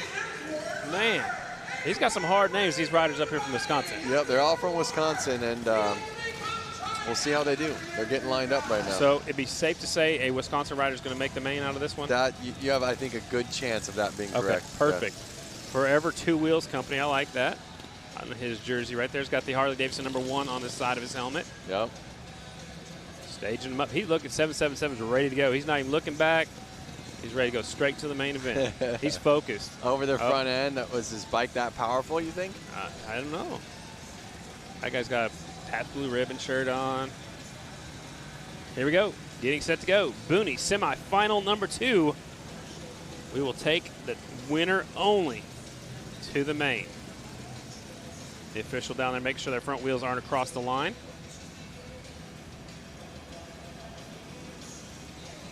We've got them staged up, ready to go. Boonie, semifinal #2. Watch for the green light. And like you said, Lance, there's no clutches, so you got to just twist that throttle and let it pull into the corner. Number 73's, number plate's bigger than his wheels. It sure is. Could be a little bit of a wind drag, maybe. All right. And they're off. Into turn number 3. It's the red, white, and blue jersey out in front. That's the Forever Two Wheels we were zoomed in on earlier with that #1 on the side of his helmet. Out in front, Mascari is leading the way. 777's not even lifting up his left leg, keeping it out there for whatever he feels safe about. Looks like he likes to ride motocross. He's got it way up to the front. In flat track lines, we try to keep it right beside us on the side of us, but these bikes are so small, I don't think it matters as much. Yep. Yeah, you almost can't keep it to the side of you because your foot's already too close to the ground. There's no way, right? Out in front, Mascari trying to pull away. Friars trying to keep him in check. Or Zumba right there in third, trying to hang on to the leaders. Halfway flags are already out, Lance. It doesn't take very long to put down some quick laps out here. No, it doesn't. I mean, they're putting 10-second lap times down, I believe. 777's getting into some lap traffic. A little bumping, little banging going on. He got through. Look at his muffler hanging off the back of the bike. It looks like, well, that's his brake line hanging down. I thought it looked like a chain was hanging down, like from his wallet to his belt loop. That's what I thought it was for a second. Got an air filter hanging off the back, breather right there, crankcase cooler probably. Mascari picking up the white flag this time by. Here he comes to the white flag. Friars right there in second. The 173 trying to keep his leader honest. And I believe it's going to be Mascari going to win this one, going away, hands down, fist up in the air. 777. Oh, we lost one come out the final corner. Now, one thing to notice is that these riders are actually, I see a 10-second lap time was put down there in this Boonie class. And some of the other fast races were only putting 9-second lap times out there. So their pace isn't that far off of the other riders we've seen. Looking pretty good to me. So they'll go back and regroup. We'll see the winner in the main event. There's always something going on everywhere you look around here. Here's a look at some of the replay of the 777 getting into the lap traffic. He lifts his foot up to go over the jump. And this guy's like, hey, where'd you come from? He's like, hey, I'm lapping you. He's probably just checking out that #1 Harley-Davidson sticker on his helmet. Checkered flag, fist in the air, red, white, and blue jersey. Oh, and there's a look at the crash right there coming out that final corner. Some pieces come flying off. So Boonie semi-final #2 is in the books. And now we're going to send it down to Diana. How's it going down there, Diana? Oh, it's going great so far because I'm standing next to Buddy Suttle. He's a part of your Hooligan class that's about to come up. Harley Hooligan, you're going out there, you're going to lay it down. I mean, you guys are going to be banging bars. Yeah, it's going to get intense. You got to win to get in the main, so it's heated. So how do you prepare for an event like this? Get drunk the night before. Okay, so that's how it is. The crowd is cheering him on. I mean, that's what he likes to do. So, hey, guys, we're going to take it back up to you. Thanks a lot, Diana. This is our featured class. It's the Harley-Davidson Hooligan class. Riders must be 18 years old or older, 1986 or newer motorcycles, twin 750cc's or greater motors. Bikes have stock OEM engines, street-legal frames, and no pro riders. This is the class I'd like to see you in, Lance. Yeah, these guys, I mean, they say it's a hooligan, but these guys kind of take this pretty seriously. And I know that he was just saying, we go out and drink beers, which they do, but they had all day to recover. And, these are heavy bikes. These are no joke. They're fast. And, they take it serious. And here we go. The riders are 003. Jake Cook. He's from Corona, California. 44X is Gonzalez from California. 46 is Aaron Gordado. He's from Long Beach with his brother right beside 66 of Sean Gordado. He's also from Long Beach. Kilkenny's from Waukesha, Wisconsin. And the rest of the field, there's a lot of fast guys out there in this one. Again, winner only goes to the main event. Robinson's on the 333. Schultz on the 79. Gonzalez on the 44X. And they are off. Semi-final number 1, winner only to the main event. Kilkenny grabs the whole shot. The 35 bike is out in front. And these are all Harley-Davidsons in this semifinal. David Kilkenny got the silver medal last year at X Games. Didn't have good luck this year. He's got that Fuel Cafe patch on the front of his leathers. It's a cool hangout right here in Milwaukee. Yep. Now they got 6 laps to go, and only the leader's transferring. So let's see if Kilkenny can keep it on 2 wheels and keep it out front. I believe he can. He's a very smooth rider. Looks like he dives into the corners really deep, sliding in really deep, using that left foot to lay it over and slow down, scrub some speed off into the corners. There's a good battle heating up for second place. Gordado and Vasquez going for it. Gordado hanging on to that 2 spot. Vasquez sneaking up the inside, but there, back to the leaders, the 35 of Kilkenny. Is Gordado going to be able to catch him with this lap trapfic? I don't know. The lap traffic could slowing work. him down. They're slowing him down. He got by, but now here comes Gordado's in second. Vasquez is right there in third. Whoa, Vasquez goes wide. And maybe a two-man horse race now. 1 lap to go. I don't know. Kilkenny's probably going to be able to hang on to it. And here he comes, last lap, last corner. Checkered flag is out. Kilkenny will get the transfer spot on his Harley-Davidson Sportster. From start to finish, Kilkenny put it down, and it's always a bummer when you see guys like Sean right there on his tail, and he came all the way here from California, and the night is over. And he's done for the night. We'll see him on the beach tomorrow afternoon. Kilkenny taking the win. His best lap at 9 minutes and 43 seconds. Man, that is putting down some fast laps. Gordado is second. Vasquez is third. We'll take a look at the restart. I mean, just right off the get-go, he got in the front, and the track was wide open, and he was able to put down the fastest lap, stay smooth, and stay on 2 wheels. Absolutely. There's the checkered flag. So is Kilkenny. Tough break for those riders from California, coming up just a little bit short. Their night ends early. Now, remember, like I said, Kilkenny had a 9-second lap time. The Boonie class had a 10-second lap time. Well, that's how good these riders are. I mean, they're putting down some fast laps. It's pretty incredible to see how close all the different classes are. Semi-final number 2, 71, Patrick Evans from California. 17, Sam Fisher from Wisconsin. 22 is Henley from Alabama. 142 is Holbus. 100 is McDonald. 71 is Opperman. 38 is Rydell. 50 is Vance Reich. And the 5 is Ethan White. So all Harley-Davidsons in this one. Riders from California, Wisconsin, Tennessee, and Ohio. And we saw Ethan White out there in the Boonie class. So let's see if that's going to help him out when he's out there in the Hooligan class. I don't think it can hurt. I think the more seat time you get out there, the more comfortable you are with the track. That's very true. So they've sprayed down the Dr. Pepper syrup. It's sticky, but it's a little bit slick this year. 142 grabbing the whole shot into the first corner. It's Holbus. Holbus is out front. Here comes a good-looking motorcycle in second. It's the 12 bike, I believe. Is Holbus going to be able to hold on to it like the last moto? I don't know. Fisher's a hard charger. Fisher takes a look up the inside. They almost make contact. That's a good-looking sport. Harley-Davidson right there. Actually, both of them, first and second, are good-looking bikes. Here comes the 17 up the inside. He's going to force his way through. Here he comes. Fisher is on Holbus still. There he is. He got it. All right, so new leader, 17 of Fisher. Made it stick. Wow, these bikes are so loud right now in this arena. You've got to finish it, though. He slips wide. Here comes Holbus back up the inside. Holbus on the 142, back to the front. There it is. They got to stay on their toes. They're playing with each other.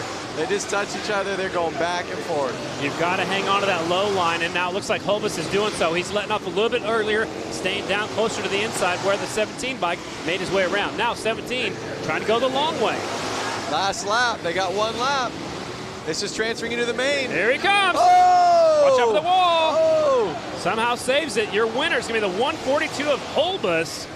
Man, they're going for it right here, Lance. They're definitely going for it. They want to make the main. Yep, Holbus was out there with the lead right away, and went back and forth a couple times with Fisher, but Holbus took it home, and he's going to go to the main. What a great race right there. That was awesome. So the 17 bike never gave up. He kept going for it, kept trying the inside, kept trying the outside, just wasn't able to make the work. And actually, he had a good save by not falling off on the back straightaway. So Holbus takes the win. He will qualify. Vancic will get second, McDonald third, Evans is fourth, Opperman, Rydell, Fisher, and Ethan White. That is your finishing order of semifinal number 2. Again, this is our premier class. There are a lot of entries today. There are 4 semifinals. We already had heat races earlier in the afternoon.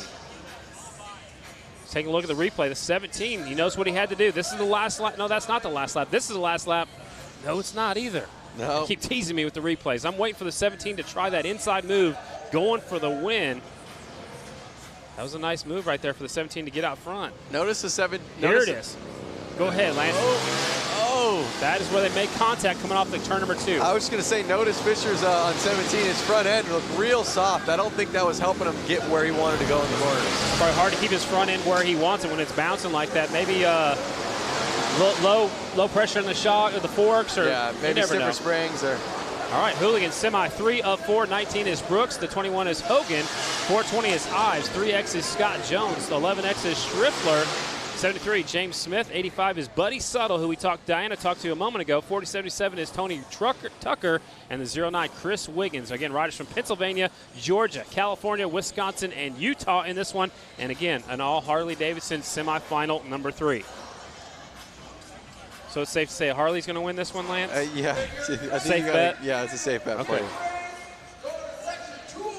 Lining them up. Winner only to the main event. Keep your eyes on the 85, Buddy Suttle. Getting staged up and ready to go. Again, I know I said these guys take it seriously, but, you know, they are hooligans, and you have guys like Scott Jones out there, number 3X. He's actually an engineer over at SpaceX. Wow. Light turns green and they're off. Suttle with the hole shot. Will lead him down the back straightaway. Can he hang on to the lead? And the bikes are getting louder. The more bikes are out there, it's getting louder in Panther Arena for Flat Out Friday. Looks like Buddy's kind of going to run away with this one. He's already got a good lead on everybody. And we'll see if he can keep it on 2 wheels. He'll probably be able to take it home. Schriffler right there in second. Jones in third. Tucker is still in fourth with Ives in fifth. Suttle's got a Monster Energy sticker on his helmet. He's getting in some lap traffic. He made short time of them. That didn't take him very long. Just past the halfway point is Suttle out in front. Schriffler's keeping him honest, though. It looks like Schriffler's close. Oh! Suttle goes down. Now he hit his head real hard on that one. Yeah, I hope we can watch a replay at the end of the race. The front of his helmet actually hit the concrete down here. Yep. So now your leader's the 11X of Schriffler. That puts Jones in second, Brooks in third. So everybody moves up a spot. Well, like I said, as long as he can keep it on 2 wheels, he's going to probably win this. And it's almost like he beat himself. You know, it was his fault. And checkered flag is out. There's your winner. Schriffler will take the win. Tough break right there for the 85 of Buddy Suttle from Huntington Beach, California. Another California putting it in the hauler. Yep. Man. Well, we'll see him tomorrow. We'll see him tomorrow. That's true.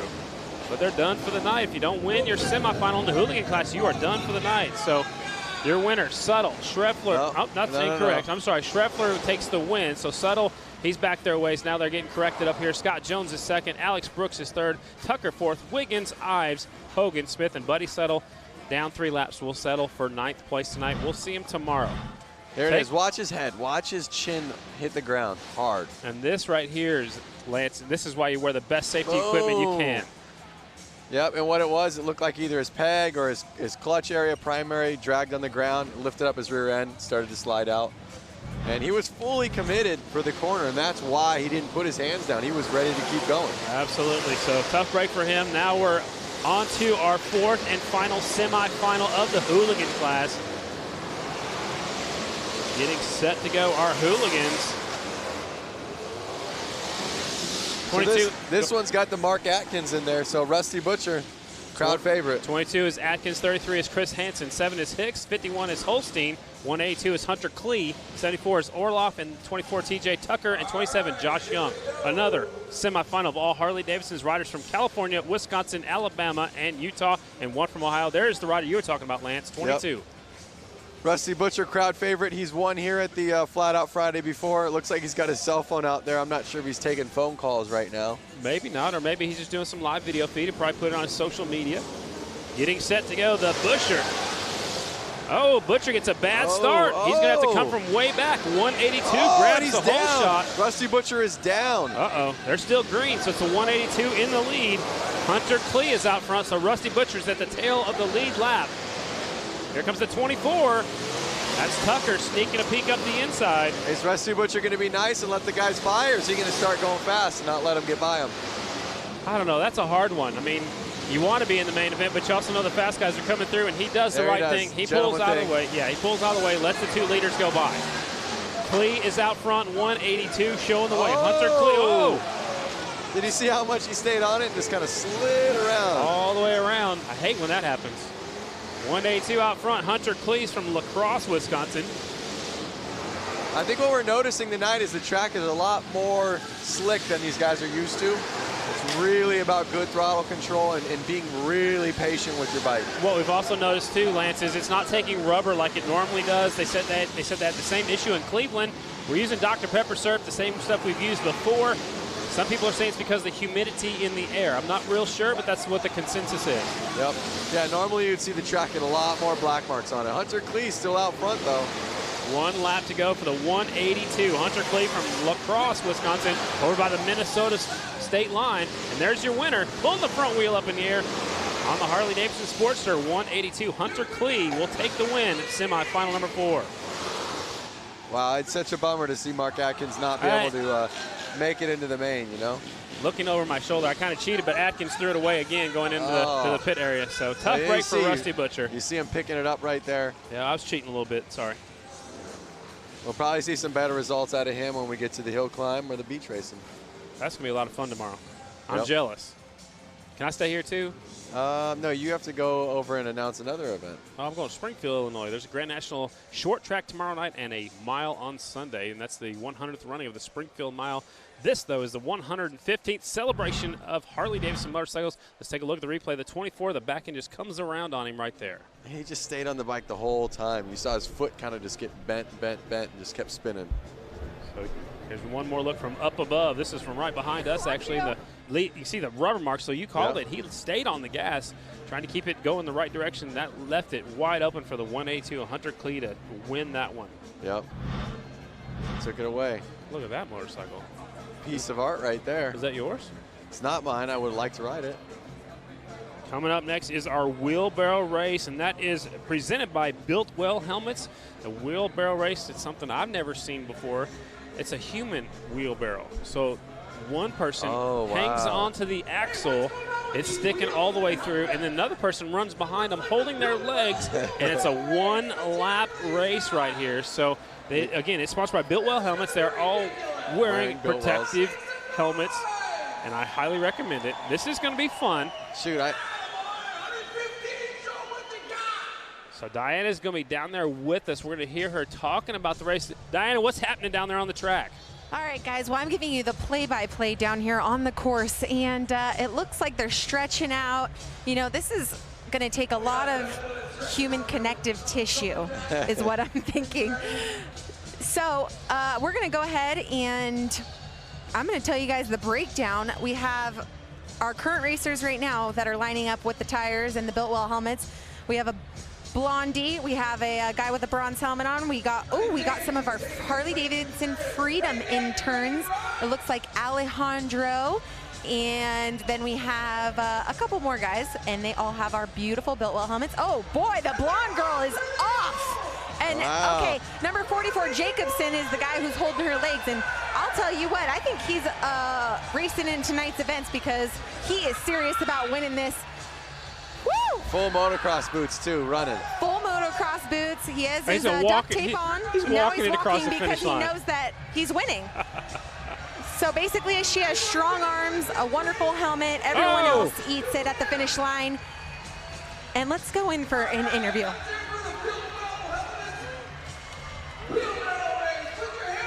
Getting right in there, Diana. Have fun. All right, you guys. So you have just won the Wheelbarrow Challenge. Gorgeous girl right here.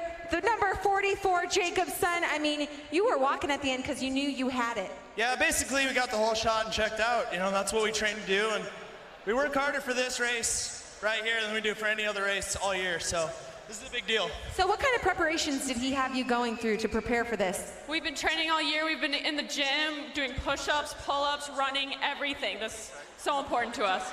Well, she made it happen. The both of them made it happen. Now we're going to move on to the kids' race. Guys, congratulations, taking a solid victory here tonight. Flat Out Friday. That was awesome, man. That Built Well Helmets human wheelbarrow race, and that's Dan Jacobson. He'll be racing in the Hooligans a little bit later on. He looks like he's already sweating.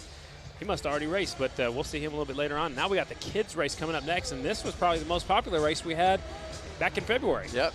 We have a bunch of kids out there getting to kind of prep themselves for when they can get on a dirt bike or a motorcycle themselves and race this race. So they'll get their chance to go around this racetrack just like all the other classes are, as the wheelbarrow race contestants are going off the racetrack. Let's go to Diana down there. Diana, tell us about the kids' race. Scotty, Lance, some very talented. This is what makes Harley-Davidson Flat Out Friday a family event, is a lot of these guys show up here, a lot of these gals show up here with their kids, and they get to bring their bikes. You know, usually they roll around these in the pits waiting for mom and dad, hanging out when their heat goes. Well, we have their own heat now.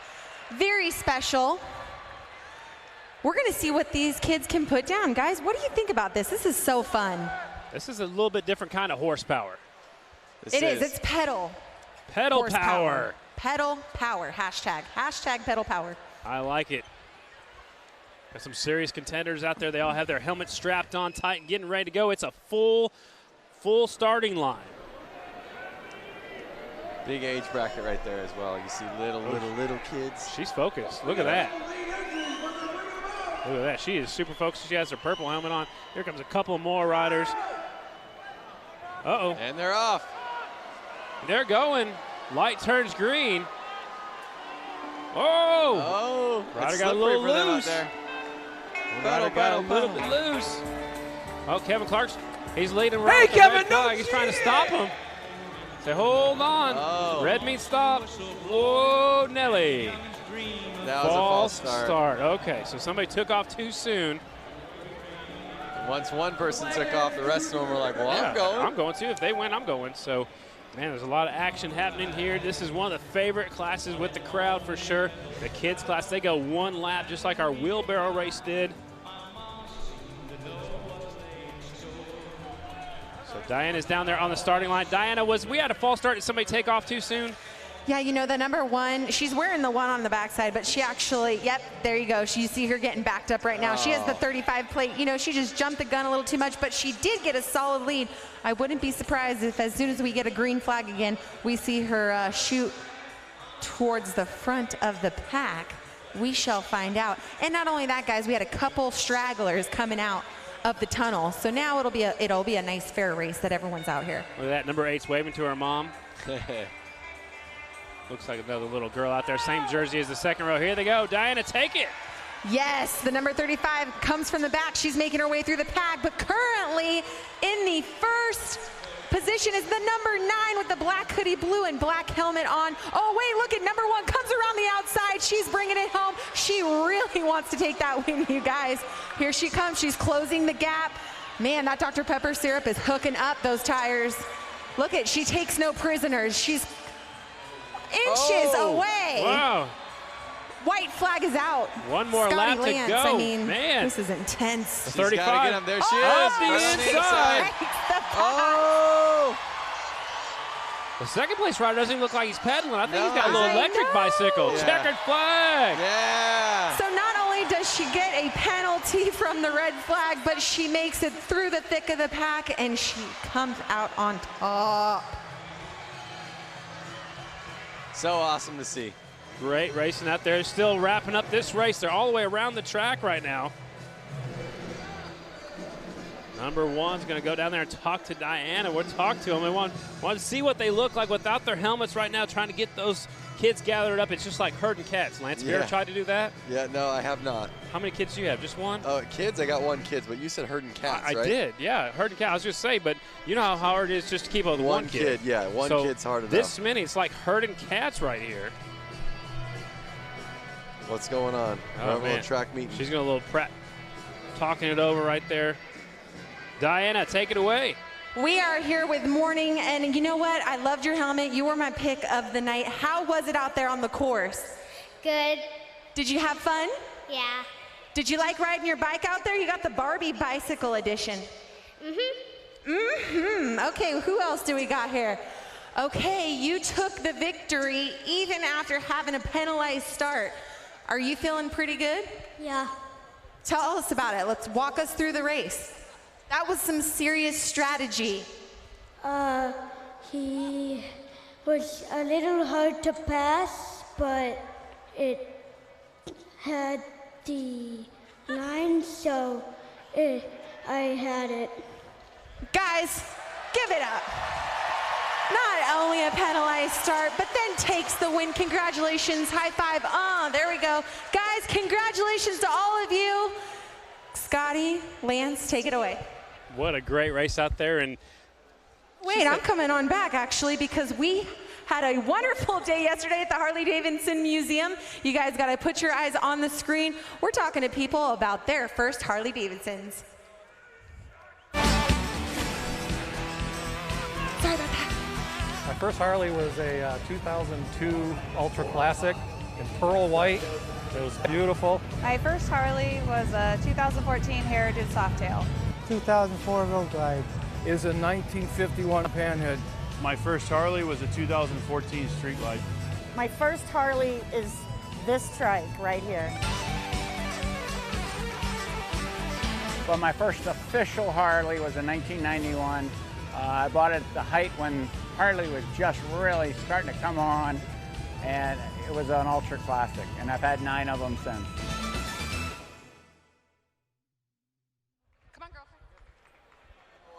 My first Harley, my first Harley was was actually when I was 16. Right when I can get my license, I made a custom Harley. It was a rigid, and it had an Evo engine in it, and I used to ride it so much that the gas tank would fall off. I mean, I built it myself. And then finally, in 2013, I bought a Dyna. I still have that Dyna. I love it. It is tried and true. I've ridden to Sturgis on it. It's never going to leave my garage. I'm going to own it and give it down to my kids. Love it. Love my bike. I'm really curious who's watching this right now on Facebook Live. What was your first bike? Do you have a bike? Do you want to buy a bike? What are you looking to get? My first bike was the 100th anniversary. It's a Softail Deuce, the black and gold. It was beautiful. I didn't want to let it go. I let it go. I got a 2007 Harley-Davidson Street Glide, so that's what I have right now, and I don't even want to let that one go. Yep. All right, let's go trackside with Diana.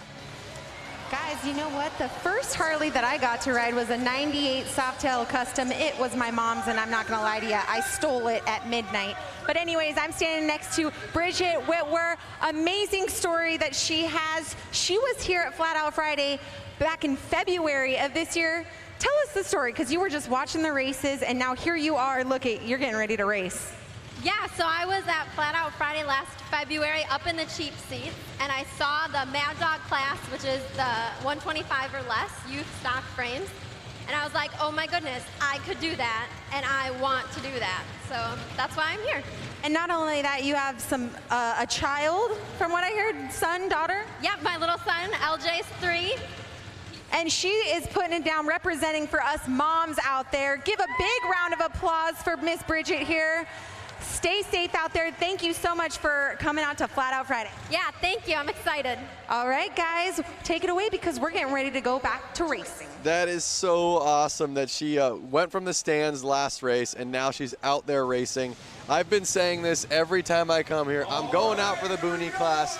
I hope someone lets me do it as well. But I'm back here on Facebook Live, and I am reading a couple people, all their bikes that they got. Eric Edwards' first bike was a 1994 Electric Glide. Ricardo Marino, my first bike was a Sportster 2005 1200 Custom XL. So cool to see riders on here watching the show that had started with Sportsters or started with road glides. I'm seeing tons of different years. 2006 from Eric Sterner. I even saw a 1958 Sportster from Rich Kreider. So it's just cool to see so many different year bikes. And again, Harley's been around for 115 years. It's incredible. And imagine to think Who bought a bike back 115 years ago, and could you imagine what they would talk about Harley today? It's got to be incredible. Incredible. So it's time for our brakeless main event. And in the rules for this class, there are 4-stroke motorcycles, no brakes, no suspension. The bikes are 1981 or earlier. We saw their heat race just a few moments ago, and they're getting staged up for their main event. And against the brakeless riders, 618 is Christopher Zielinski, 26 is Chuck Dickinson, 78 years young, 15 is Scott Johnson, the 49 is Kendall Lutchman, 996 is Dan Slavodnik, and the 311 Warren Heyer.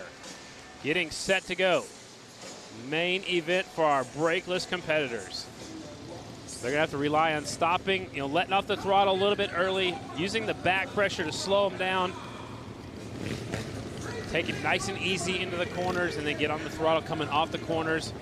You can see him keeping that thing running right there. He's got BSA Tank on there on our entry list. He's listed on a Harley-Davidson, but the Honda will be on the pole. It's a 618. He won the heat race. That's Christopher Zielinski. Here comes the youngster, Chuck Dickinson, 78 years young. Those Max Leathers, red, white, and blue. Looking even Eagle style. There's the 15 pulling up third, Scott Johnson. Remember, he was in the lead in the heat race. There's the 49 of Lutchman, 996 Slavodnik, and on the outside, 311 of Heyer. This is main event style right here at the 115th celebration of Harley-Davidson, Milwaukee, Wisconsin. Getting set to go. Main event for the brakeless bikes. 311 with a hole shot from the outside. Here comes the 26 up the inside, but it's the 311 out in front. So awesome to see. I was noticing a lot of these guys. Look, he's got a shifter on his tank. These bikes are so old, it was before they had foot controls necessarily. Hand shifters. Oh, looked like he caught his foot a little bit. Here comes the youngster up front. Number 26, 78 years old, Chuck Dickinson from Wisconsin takes the lead. Oh yeah, it's so good to see the oldest rider out there banging bars for the lead. And now the 618 on that Honda taking over the lead. He's on the inside, leaves Chuck on the outside. Wow, that thing stood him straight up quickly. Yeah, now here comes the 311 bike that was up there earlier. He's back in the thick of things. It's a three-way battle for the lead. Let's go, let's go. Are we going to see anybody play There you go. Oh! Yeah. Oh! He's down. Got into the back tire and went down. 311 might have had the move of the race, taking the lead, but then the 618 threw it away, going for the lead.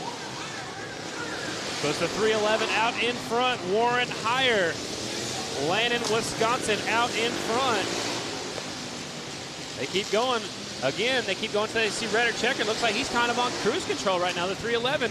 The 26 is still right there. Chuck Dickinson trying to make things happen. Come on, Chuck. I want to see you on the top of the podium. Here he comes. He's up the inside. He gets by the lap rider. And he gets by the leader. Whoa! Running him wide. Come on, Chuck. You got this. Whoa, watch out. There he is. Chuck, the oldest rider out there in the lead. Taking the lead. Uh-oh, is somebody hurt? I think we might have a bad injury.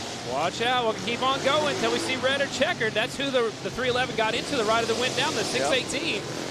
White flag for Chuck Dickinson. Come on, Chuck, you got one more lap. Let's make history 78 here. years old. I sure hope Diana gets to interview this guy. This is incredible. Checkered flag right there. Chuck. 78 years old. Good job. Good news is 618 gets back on his feet. A crowd comes to their feet here in Milwaukee. 78 years old. 26 taking the win. Chuck Dickinson. Remember, we talked to him on our way up here to the booth and asked him how old he was. I don't know if he exactly heard my question because I heard 70 and I heard 78. Either way, he's in his 70s. He's an old dude. He just went out there and he just won flat out Friday. Yep, in a main event, and I know there was guys that are half his age that couldn't keep up with his pace. Chuck Dickinson, your winner. Kendall Lutchman is second. Slavodnik is third. Warren Heyer fourth. And Scott Johnson fifth.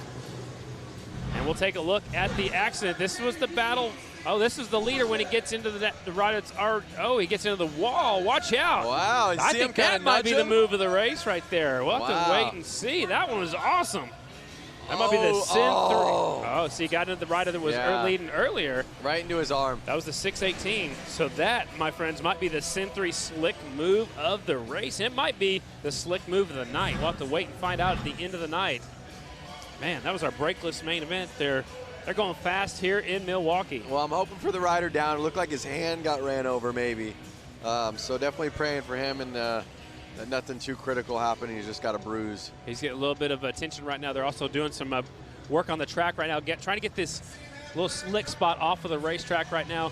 Everybody's all over social media, hitting us up, following us on Facebook Live. There's everybody, and their name is here. There's also lots of cool action at the museum. You went down there last night. I love the museum. I mean, I've been to Harley probably 10, 15 times now. I go to the museum every time I'm here because there's always something new. Love it. So the crowd's cheering because the young guys walking. There's a look at the museum right now. There's a concert going on. There are bikes lined up down the streets. Man, what a cool event here, celebrating 115 years of Harley-Davidson. That's a look at the museum down here closest to us. That's a live shot just down the road at the Harley-Davidson Museum. There he is, ladies and gentlemen. Chuck. He is right there in the middle of the track. I see a ton of fans on Facebook stoked for the old dude. Brent Elliott, hell yeah, old dude. Right on, there he is. It's incredible. Everyone's kind of getting into it and stoked for Chuck. Martina Barrera, way to go, Chuck. I think they sent him out here for an interview. I'm not sure where Diana's at, but he's down here waving at the crowd. The crowd went nuts when he won. Brakeless main event winner, number 26, Chuck Dickinson. Where's Diana at? We got to have her talk to him. I don't know. Hopefully she can make her way down. Chuck's right there in the middle of the track. Sounds like the bikes are already fired up for our next class. So, you know, the thing about Chuck is that inside, deep inside, he's young. That's right. You know, and he's staying young by doing things like this. I'm sure he could run circles around, you know, kids that are 15 years old. Absolutely. So he's still got a smile on his face, and he's doing what he loves. Up next is our Hooligan JV main event, ladies and gentlemen. Same rules as the Hooligan class. Getting set to go with our JV Hooligan. A little bit different.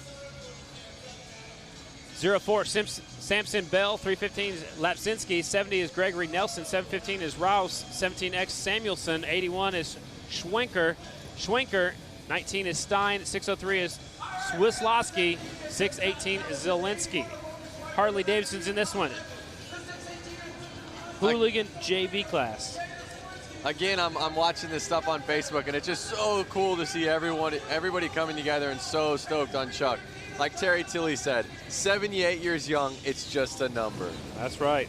So the riders are 18 years old or older, 1986 or newer, twin 750s, and no pros. And these are actually riders with 2 years or less race experience. This is kind of like junior varsity hooligan. That's what we're going to call it. They haven't quite made it up to the big hooligan class. This is the JV hooligan class, the up-and-coming riders. Less than 2 years racing experience on a hooligan. That's the class that I get to race. Next year? Yep. Who's going to announce with me? I'm going to put the mic on and be out there with the mic and my helmet. I like it. Explaining exactly how it is. I'm going to actually ask if I can do that. That'd be some real color commentating. Yep.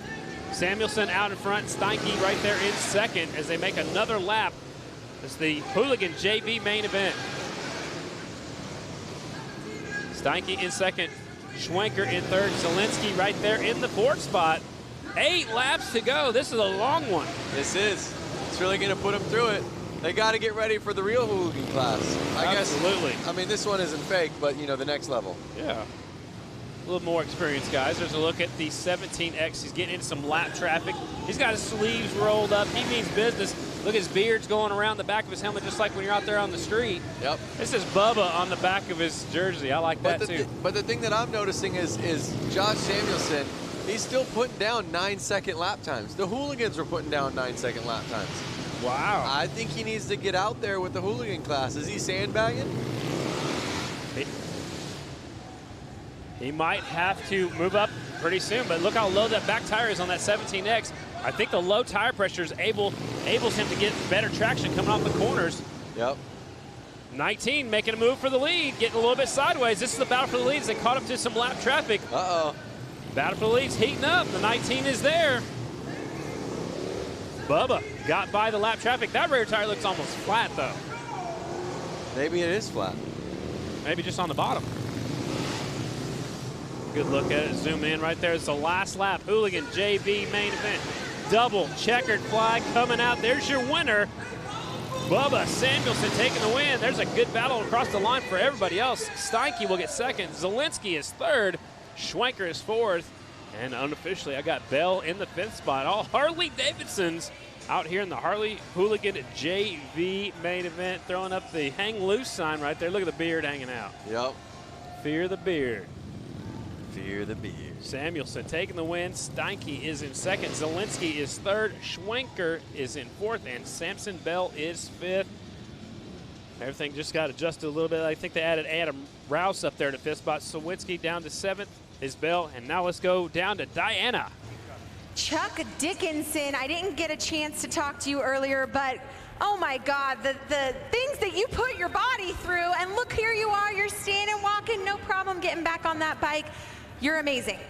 Well, it was a lot of fun. These guys are very competitive. The floor turned out just perfect for me, and just a lot of fun. 3 years, the third year I've been here, the other years I've been out in the hay bales and never finished, so I was just wanted to finish tonight. This is just super, and just all these people here. Well, everybody is cheering for you. That's got to make you feel good. Yeah, it's a lot of fun. It's just thank you for the interview. Well, you're very welcome, Chuck Dickinson. One more round of applause, you guys, just showing that age, there's no limit. Absolutely. Age is just a number, Lance. Yep. He did it. We heard that before. Absolutely. Again, I want to kind of go back to Facebook Live. I'm seeing Brad Galloway asked us, what are they racing on exactly? So for those of them that are tuning in right now that didn't get to hear the intro, they're racing on, well, it's a polished concrete, which is the standard floor of an arena like this. And they're actually spraying soda pop all over the floors. Just the syrup. Just the syrup. Right. Just to get a tackiness. Imagine when you step on syrup and it goes sticky on your shoe.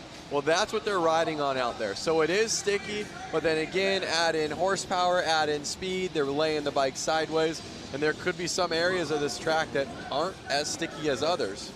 And it depends on where they're riding at, too. I think the more they ride on that Coke syrup, the more they ride on that Coke syrup, the stickier it'll get. That's Kevin Clark right there spraying the Coke syrup. I've heard it's Dr. Pepper syrup.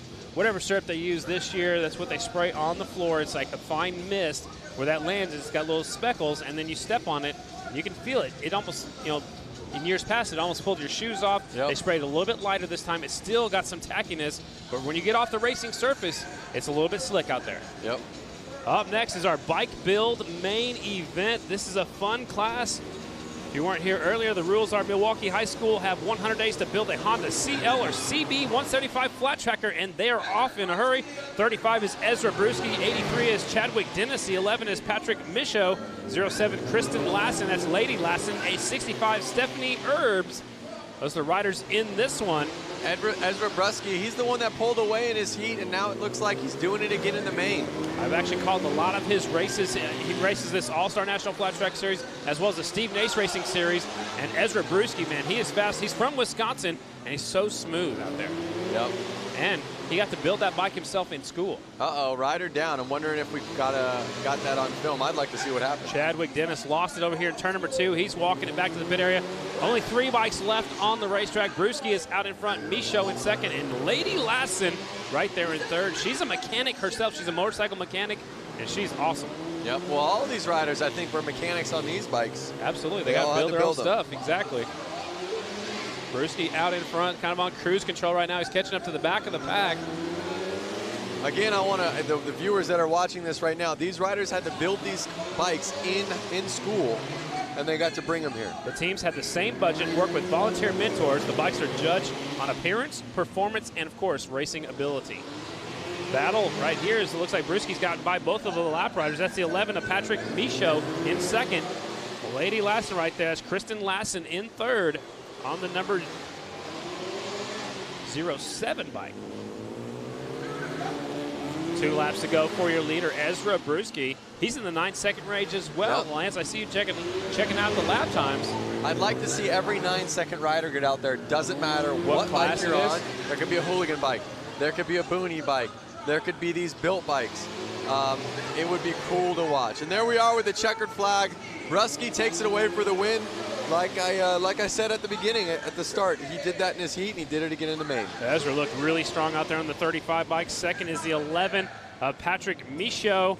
And third is Kristen Lassen. Of course, they call her Lady Lassen on social media. Ezra's got to go jump on the next bike. I thought he was going. All right, so here's that wipeout that I was hoping to see. Let's check this out. Number 83 on the blue bike. So this is going for that second spot. Oh, man. Again, it's that clutch side of the bike, touching the ground, and lifting the rear wheel off the bike. So I think one thing we're noticing is you want to lean it over to get around the corner, but you got to be careful. You can't lean it over too much. That's what happens when you're in these small arenas. Yeah, the back end lifts up and the back wheel comes around. So looks like our Hooligan main event's going out there onto the racetrack. We'll try to find our start list up here where we're at. Again, you can hear these bikes in our microphones and how loud it is and the energy in this arena right now. Well, this is actually the open amateur main event, so let me get situated up here. There's your starting lineup. 89X is Blasky. 07 Ezra Brewski going back-to-back. 93 is Jeff Johnson. 90 is Brady Lang. 08 Zaria Martins, a female rider. 75 is Jacob McCutcheon. 06 Laurel Prock. 77 Marcus Rochlow. 95 Nathan Walschlager. 28 Ethan White. 240 Jeff Wick. And the 110 is Weingear. And here we go. Brewski's going back-to-back. This is our open amateur main event. Excitement levels picking up out here. Definitely the racing's picking up. There's more bikes on the racetrack. It's getting super exciting out here at Flat Out Friday. Light turns green, they're off. Oh. Down the back straightaway, it's the 90 bike out in front. That is Lang. Brady Lang is out front, number 90. Growing up, his amateur number was 00. Well, he starts moving up. He can't be 00 at the pro level, so he's put on 9 in front. So Brady Lang is out front. The 06 is right there second. It's Laurel Prack. And then Ezra Brewski's right there in the third spot, who just won that last group. Yep. Now these riders are down to an 8-second lap time. So they're picking up. Rider in third just went down over there coming off the last corner. Still the 90 bike out front. Looks like his leg's trapped underneath the bike. You see his foot's underneath the foot peg. That's a tough break for him. We'll try to pick up. See that back wheel still spinning. Be careful. There's a look at your leader, Brady Lang. His brother will be racing tomorrow at Springfield. Oh, now the red flag is out. All right. I think it was just too unsafe to have the rider in the middle with all the track maintenance out there. He was right there in turn 4, right on the racing surface, so tough break for him. Ezra stops over there to talk to him, say, hey, man, that's good sportsmanship right there. Said, hey, I didn't mean to put you down. We'll take a look at the replay right here. Watch the battle for second coming into turn number 3. 07 goes up. Oh, so he hit the inside turn poles, right? See, there's little discs right there. Yep. 07 hit those, and that lifted his front wheel up, and he got in to the 06 right there. So 06 puts his hand up as he's going down. It's Laurel Prack. And again, he was trapped underneath that motorcycle. That's why the red flag came out. Was it good sportsmanship, or was he over there yelling at him, go, hey, dude, calm down? I think he was like, hey, man, sorry. You know, I'm sure they'll get to see it later and watch it later and regroup. But I think he is good sportsmanship. I know Laurel's a great kid, and he went over there to make sure his buddy was all right. And I know these guys race each other all the time. And, man, it's a tough break for him. So, gas or oil on the track. That's going to make a slick spot right there. I don't know if they can see it. They're staging them up. Okay, so the bikes are getting hot. See, what's happening right now is they're just sitting there while they're idling. There's no fans, so the bikes are starting to get hot. If they get hot, they're going to overheat, which will put fluid on the track. So they don't want the bikes to get too hot. So they're going to line them up now and restart it. Again, you got to get the air going through the radiators. There's no fans on these bikes, because that takes away horsepower or whatever they believe. But they're motocross bikes, no fans. They're made to go. Exactly. You got to keep moving. So, we're going to have a staggered restart, just like we do on the Grand National Circuit. Notice they found that oil. If you look on your upper left-hand corner, they're cleaning up that oil off the track. They must have saw it on the big screen. Diana, what you got down there? You guys, I'm just hanging out trackside with Cowboy Cerrone. Big round of applause for this UFC fighter. I mean, you're the epitome of a cowboy. You like to ride Harleys, you go out on boats, you ride horses, you do it all.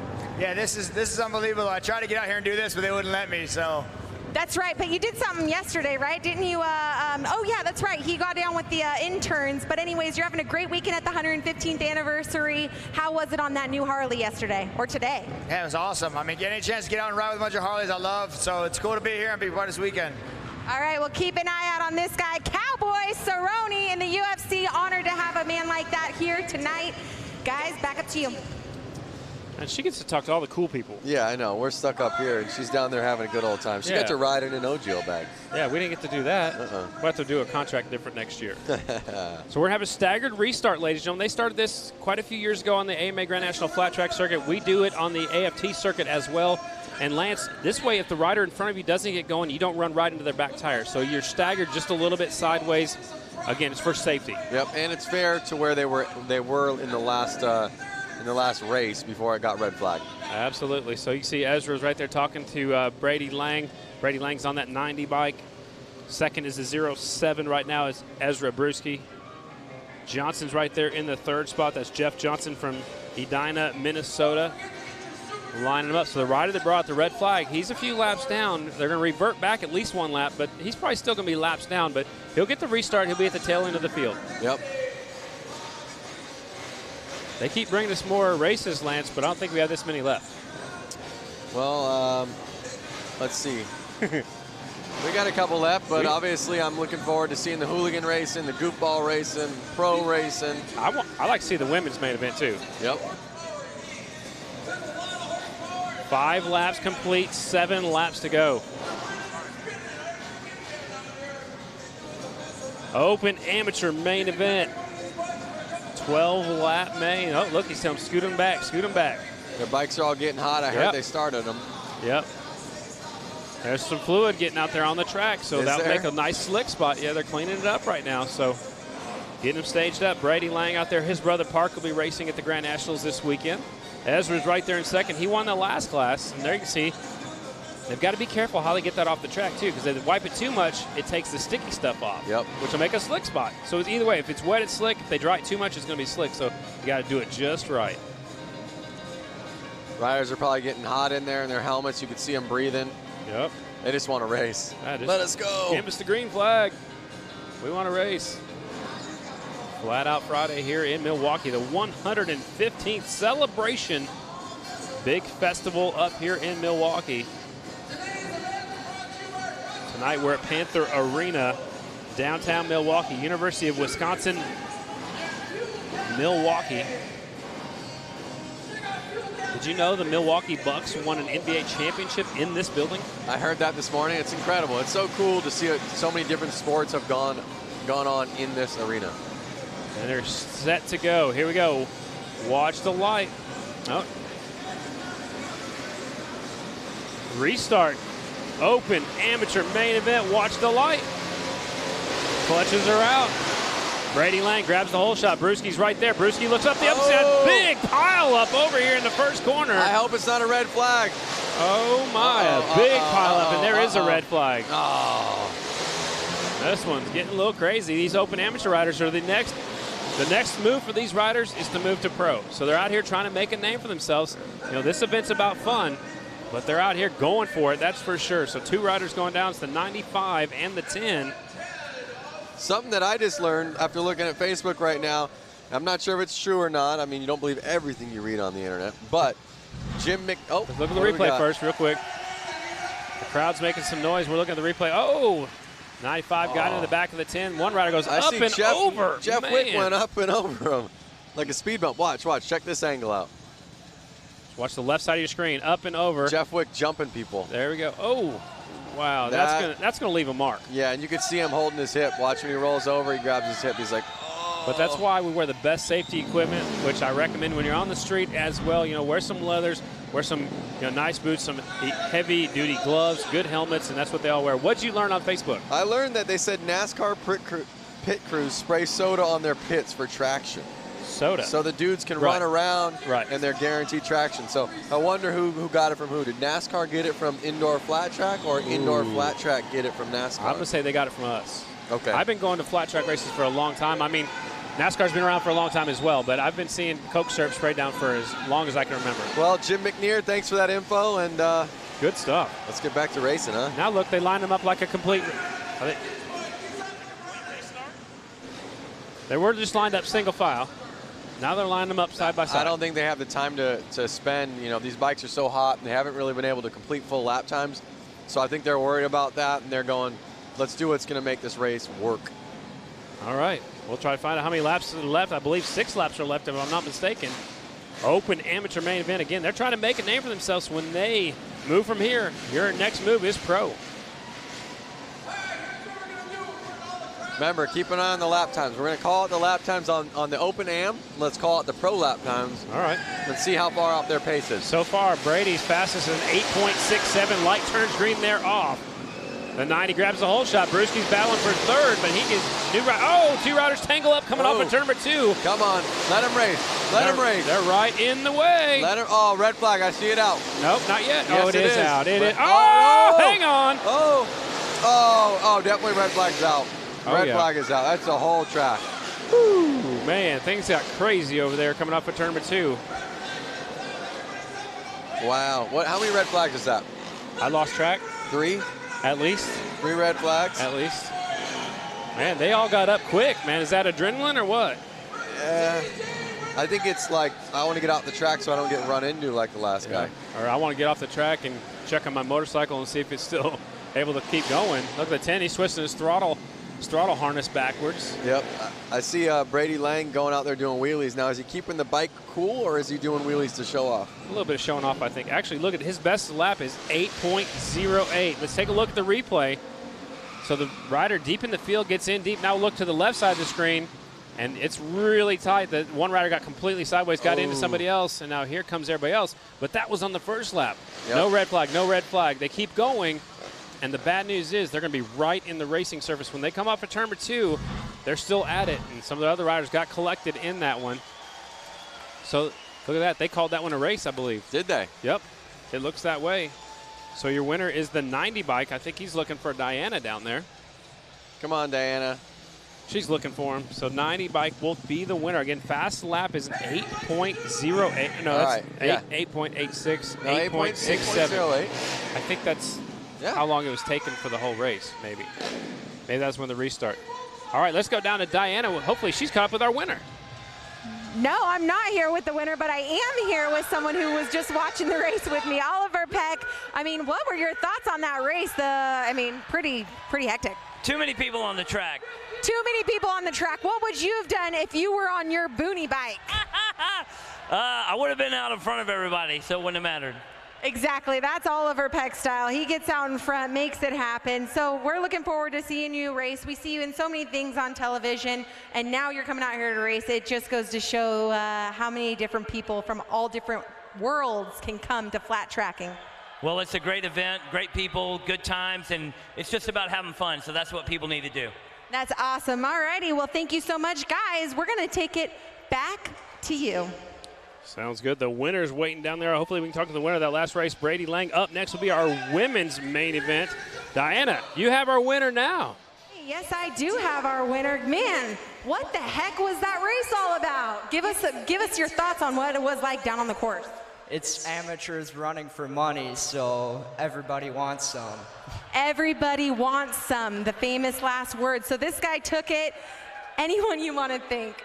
I gotta thank West Bend Harley, Southeast Sales, Moose Racing, Bell Helmets, Spectral Oils, Trier Distributing. I gotta thank my dad, and I did it for Alec. He did it for Alec, and thank God he was wearing that Bell helmet, kept him nice and safe. Congratulations, guys. Give a big round of applause. Guys, we're going to take it back up to you and get this women's race going. Sounds good. He did it for Alec. Alec Muth lost his life in racing flat track a few weeks ago after a crash at Sturgis at Rapid City. So he did it for Alec. Alec was a rider from right here in Wisconsin. Up next is our women's Hooligan main event. Ladies are going to be racing the big heavy bikes.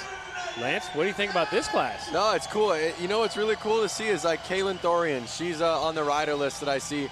She rode her FXR from basically Los Angeles up to Seattle, from Seattle over to Milwaukee. They tracked the whole ride on social media. She had it on her Facebook and Instagram, as well as Harley had it on theirs. She got here, did not plan on riding, And I think her friends, some of these girls in this class, kind of egged her on, like, hey, you need to get out there. We're going to find a bike for you. So she's riding somebody else's bike. And that's the cool thing, and that's the fun thing about these races, is that these girls, they're all friends. So they're getting them set right now. It's the women's Hooligan class. The rules look like this. The riders are 18 years older, 1986 or newer bikes, twin 750cc's or greater motors, and the bikes have stock OEM engine, street legal frames, and no pros are allowed. And right now they're doing a little track maintenance right now. There's the wheelie wizard. His name is Tyler Shepard. This kid's been riding wheelies forever. He's not a kid. Oh, there goes the front end. He's still on the back wheel. Look at this, Lance. This guy's got some extreme balance. He does have extreme balance. No front wheel. It's a unicycle now. He goes to Harley dealerships all the time and does stunt shows similar to this. He's got a box van. He rides wheelies up and over. He's got a teeter-totter. He is awesome. His dad was a photographer on the Grand National Flat Track Series for many, many years. And then Tyler grew up. He said, hey, I can ride wheelies. And he's just been doing that ever since. Look at that one-hand wheelie going around in circles. It's the wheelie wizard, Tyler Shepard, as they do a little track maintenance right now before we get into our women's Hooligan main event. Look at that, no front end. Yep. He's not letting off the throttle. He's just keeping it nice and smooth. There, he stands it up. All right, he's making some noise up here in the crowd. He's having some fun. Is that his real name? Like, does his license say Wheelie Wizard on it? I bet it does now, but his real name, he was born with Tyler Shepard. So he may have changed it, but that's all I know him as. In my phone, it's a Wheelie Wizard. Like I see some friends from my hometown in the crowd right there. Really? Yeah. All the way up here in Milwaukee. Yep. All the way from LA to Milwaukee. Die-hard motorcycle fans. He's going to pick up his front wheel. He's going to carry it away. Diana, what's going on down there? I'm just hanging out with our women's Hooligan racer, Red Nixon. Give a big round of applause. So as we're doing track maintenance out here and we're getting the Wheelie Wizard to, give us pure entertainment, tell us about your class and what bike you're riding. I'm on a Sportsman 1200, and I'm riding with a bunch of badass babes. We're just out here having fun, and hope you guys enjoy the show. What kind of inspiration can you give to another woman who wants to get into hooligan racing? Anybody can do it. Anybody. So they better get out here and do it. Hell yeah. All right, well, you heard it first from Red Nixon. Guys, these girls are about to lay it down after they lay down this rubber. So give a round of applause to these ladies.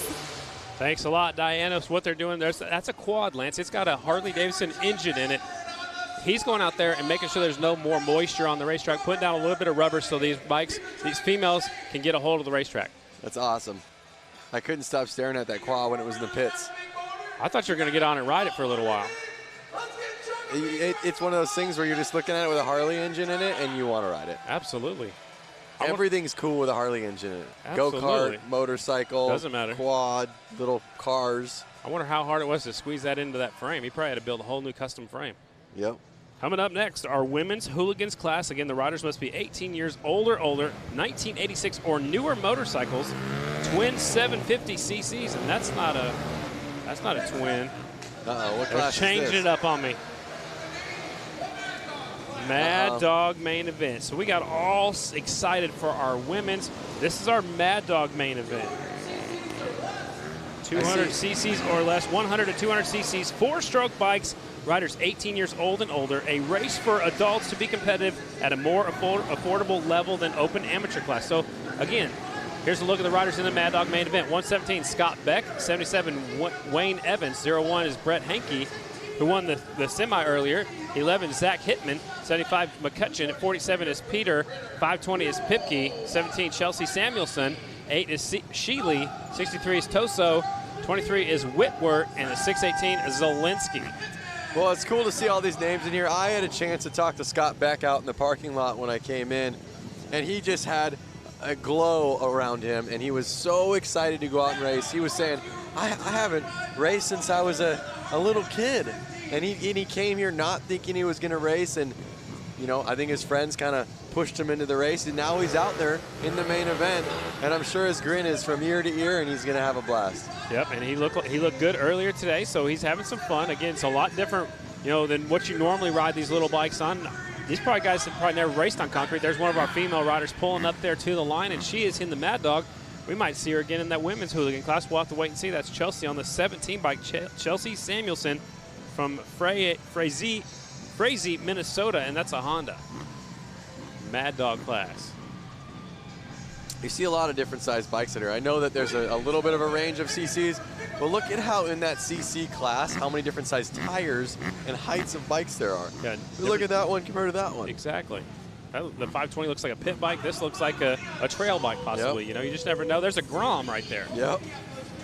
That's a Honda Grom, the 117. Scott Beck. You know whose bike that is, don't you? I think that's Eric Jensen's. Yeah, our boss. Yep. He should have been out there racing, but I think you had too much on his plate. He wanted to make sure we were doing our job. Yeah. Lining them up. Mad Dog main event getting set to go at Flat Out Friday here in Milwaukee. Light turns green and they're off. 63 with the advantage. Now the 8 takes things over. Sean Sheely will lead him down the back straightaway. And Sheely out in front, the 63 in second, 77 is in third. That's how they finished in their heat race. Hopefully we can keep the green flag out. Rubber side down. Yeah. Uh-oh.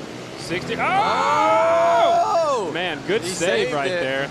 That's Toso on the 63. T-O-S-O, Toso. New rider taking over second. That's our female rider. That is Samuelson. That's Chelsea up to second. 9 laps to go. 8 bike out front. Sheely showing the way. Toso now scored in second. So Toso's making up some time. He's now scored in second. There's the 63 of Toso. I don't know if that's right. That's what we're seeing on our screen. Leader definitely is the 8 motorcycle. Yep.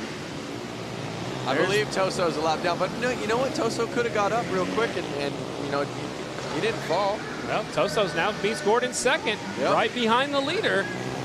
Leader looked like got a little bit slick coming off that last corner right there. So it is Sheely out front. Toso's in second. McCutcheon now up to third on the 75. Oh, push him wide. There he is. I don't think he knew anybody was coming as they get by a down rider. No harm, no foul. Yep. 63 your leader. That's Toso. One more rider goes a lap down. Sheely in second. McCutcheon third. Evanson is now in fourth. Hankey is in fifth. Looks like Toso is definitely the fastest rider out there. But we'll see. Uh-oh, lap traffic. What's going to happen They here? split the lap riders. Now still the 63 out front. Sheely was our fast qualifier. He was on the pole, but Toso was second fast. So it's between these 2 riders, definitely. Yep, 2 laps to go. More lap traffic going around that Kawasaki. Here comes the 8 bike up the inside, using them as a pick. Not able to make the pass. There's more lap traffic just ahead, though. 63 and the 8. Another rider going facing the wrong way over there. It's a 75 bike trying to get him out of the way. Battle for the lead. 2 laps to go. Is Toso going to be able to hold on to it? I don't know. Last time you said you need to keep it on 2 wheels. They fell off, so we'll see. The 8 bike had to go over the inside corner White markers. Flag. White flag is out. Last lap. Toso's going by 2 more lap riders. Nice pass right there. Toso's going to take the win. 8 will be second of Sheely. Everybody else coming across the line. That was our Mad Dog main event. Toso, your winner. Sheely, second. Wayne Evans is third. Fourth is Hankey. Fifth is Nathan Peter. Scott Beck is sixth. Hitman is seventh. Whitwer is eighth. And McCutcheon will settle for ninth. So tough break for some of our riders who went down earlier. I lost Chelsea. Chelsea Samuelson was up there in the lead for a little bit. Here's the battle for the lead. 63 trying to sneak up the inside. Watch out, watch out. It looks like you're about the high side right here. Somehow got unhooked from the rider in front of him and actually did not go down. It's a great save right there. Kept it up and caught back up very quickly. Take another look at the replay. This is actually the 63. He's definitely out in front, going around the outside. Here comes the 8, sneak up the inside. This is where they split the lap rider. The 8 looking up the inside. Toso just had a little bit more and shut the door on the 8 bike. I mean, they were at the end of the race, they were splitting a lap rider almost every single lap. And I thought that he'd be able to pull it, but couldn't make anything stick.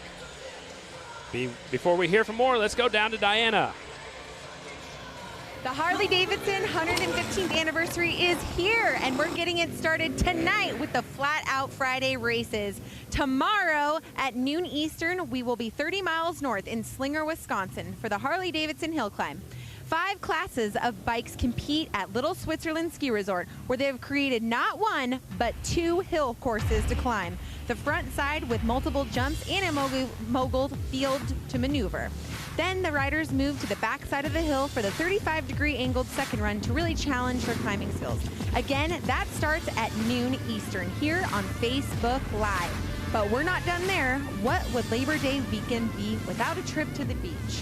I'm talking about Bradford Beach. Harley-Davidson has spent the last week turning this popular Milwaukee beach into a racetrack for the finale of our weekend celebration. 6 classes, including the Trog 45, Brakeless, Vintage Sportster, and Hooligan, will compete on this quarter-mile oval track on the shores of Lake Michigan. The Bradford Beach Brawl starts at 6 p.m. Eastern here on Facebook. A great weekend celebration, and we are bringing it all to you here on Harley-Davidson Facebook Live channel. I am looking forward to the rest of the evening and tomorrow's racing. It's going to be a lot going on tomorrow. There's still a lot left down here on the racetrack. Looks like our female Hooligan riders are getting set to go with their main events coming up next. They look like they're excited. Look at that dancing. Getting set to go with our women's Hooligan main event. That's Lady Lassen right there. She's got the #1 Harley jersey on. It looks like all these lady Hooligan racers have the male Hooligan racers as their pit crew. That's a smart move right there. I mean, get somebody to help them out that knows what to do, that knows what's going on, that's racing also. So give them some pointers and send them out there on their way. Again, our women's Hooligan main event up next. Riders must be 18 years old or older, 1986 or newer engines, twin 750s or greater motors. Bikes have stock OEM tires and engine street legal frames and no pros. Diana, what's happening down there? You know, guys, watching these girls, giving me a little bit of motivation. You might see me back here in February on one of the Hooligan. I might have the same setup, a Hooligan as my pit crew, and then I'm just riding their bike. I think I might do it, guys. We're going to have to work on getting a microphone that we can all go out there and just race and do all this talking. Lance, I think that you're all talk, and I'm going to actually play the game. All right, well, we're going to talk to Eric and see if we can make this happen. I'll ride the pro class. And then you're not allowed to ride the women's. Scotty. Now it's me versus Diana. Now it's just you know what? It's going to be the MC's race. That's right. Eric said we can do it. So I'll ride the pro class. You two can go against each other. We're all just going against each other. The three of us, all of us have mics on, and we're all yelling, bantering, racing. All right. I'm in. That's what Flat Out Friday is all about, having some fun, that's right. Women Hooligan main events getting set to go. The riders in this one, the 11 of Hannah Lang, the 66 is Red Nixon, 13 Ashley Wood, 38 Leah Orloff, the 3-bike Leanna Acevedo, 46 Kaylin Thorian, 79 Stephanie Sunker, and the 09 Kristen Lassen. That's Lady Lassen out there on the 09 bike getting set to go. Now, I know Kaylin's definitely nervous out there. She texted me this morning. She's like, I don't know, everyone's going to be making fun of me. I'm like, no, we're out here to have a good time. This is all applauding people. It's like, get out there, be courageous, have fun, and make it safe. They're going to give them a couple laps again to check out the racetrack. It's been a little while since they've been out there. Warm up their bikes, warm up the tires just a little bit, and we'll stage them up and turn them loose at the 115th Harley-Davidson Bash up here in Milwaukee. All these are Harley-Davidsons in the women's Hooligan class as well. You see them slowing them down a little bit. I think they want them to take it easy, warm up the track a little bit, warm up your bikes, warm up your tires. We don't need anybody going down on these warm-up laps. We'll see how important the start is in this class. It's been very important in the other classes as well. And we'll see who has some experience on these big, heavy motorcycles. Twin motorcycles. All these are Harley-Davidsons in this one. 2 rows of motorcycles. Women's Hooligan main event. It's awful quiet out there. All right, here we go. Yep. Starter says, watch the green light. Light turns green. Rider from the inside goes a little bit wide. Here comes second place up the inside. They are not letting off. Elbow to elbow right there. 38 out in front. Leah Orloff. And she's having problems. The 11 comes by. She was looking down at her gear shifter going, wait a second, why am I in neutral? Battle for the lead. Now it's the 11 and the 38. Can the 38 get back out in front? We're going to have to see what happens. They're on it. Last lap, 10.41, so you're right there. They're not too far off the pros. Nope, they really aren't.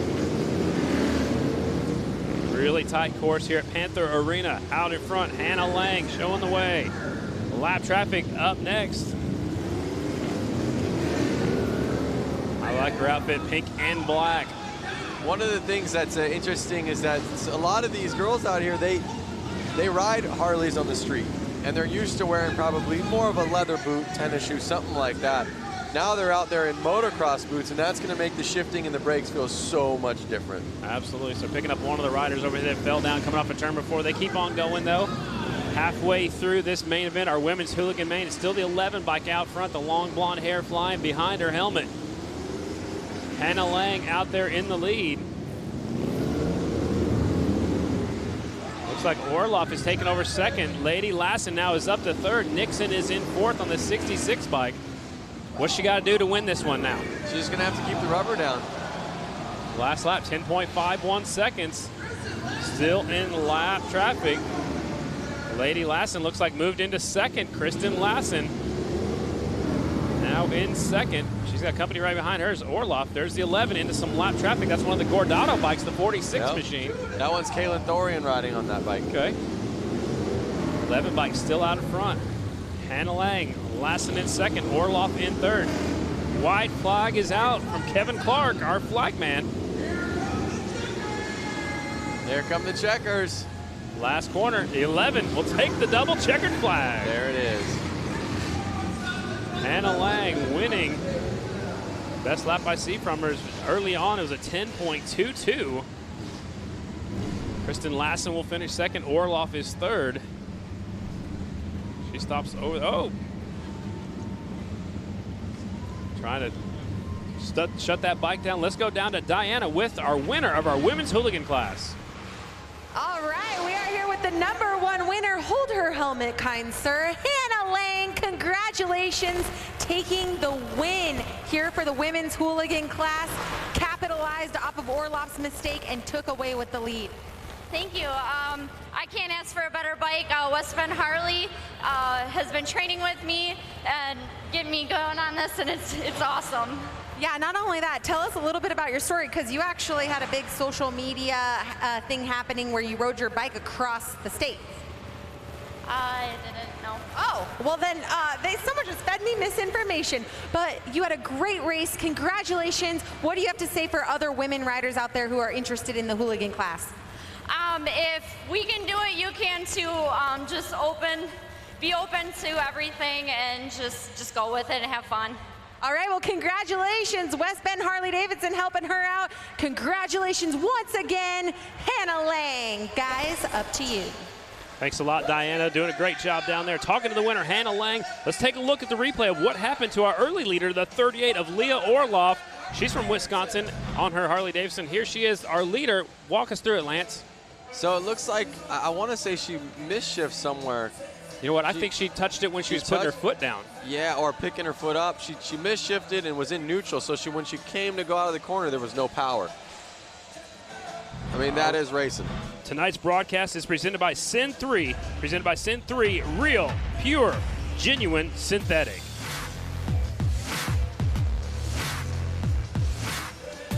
Coming up next is our vintage main event. The vintage motorcycles are coming up next. I don't hear them fired up just yet. So let's go over the rules. Vintage rules, riders must be 18 years old or older. Bikes must have brakes. Engines are 1981 or earlier. So they got to be old motorcycles, not necessarily the riders, but the motorcycles must be from 1981 or older. Riders in this one, a bunch of them, ladies and gentlemen. The 88, Kyle Nagelkirk from Milwaukee. The 110 is CJ Weiniger. 89X is Robert Boleski. 17, August Zertsky. The 50 is Pete Skipworth. The 20 is John Erdman. The 13, Craig Schmidt. 99, Adam Munzinger. And the 08, Travis Kestel.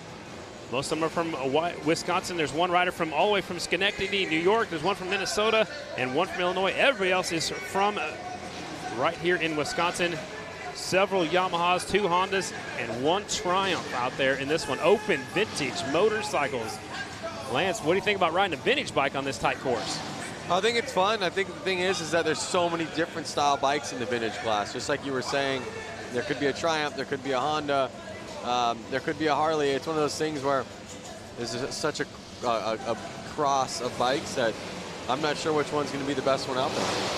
The light turns green and air off, some of them better than others. Leader got a little bit sideways. New leader off of turn number 2.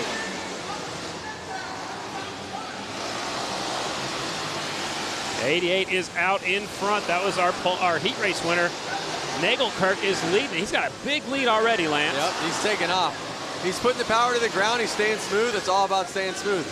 The TT500, I'm assuming the single-cylinder Yamahas that were really good back in the day. Make some great vintage motorcycles. '88 out front. Look at that. Laying it really far over, Lance. Will he possibly drag the foot peg or the case like they were seeing earlier? It looks like that bike has a little bit better of a lean angle where the peg could be a little bit higher up. They're not going to scrape. All right, so it's probably set up a little bit more for flat track racing than some of our hooligans. He's actually got tape around the foot peg, which is for safety, and it looks like it's really loose. So when he gets over that far, it lifts up. Yeah, so the tape is sliding on the ground, and then the spring's taken out of it. So the peg's actually kind of moving with the ground. It looks like he's running very low air pressure like we saw in some of the other classes earlier too. So '88 definitely knows his way around an indoor. Little puff of smoke. Whoa. He's trying to get around that lapper. It's kind of making him ride a little different. The 110 is caught up to the back tire. Weiniger. They get by the 08 now.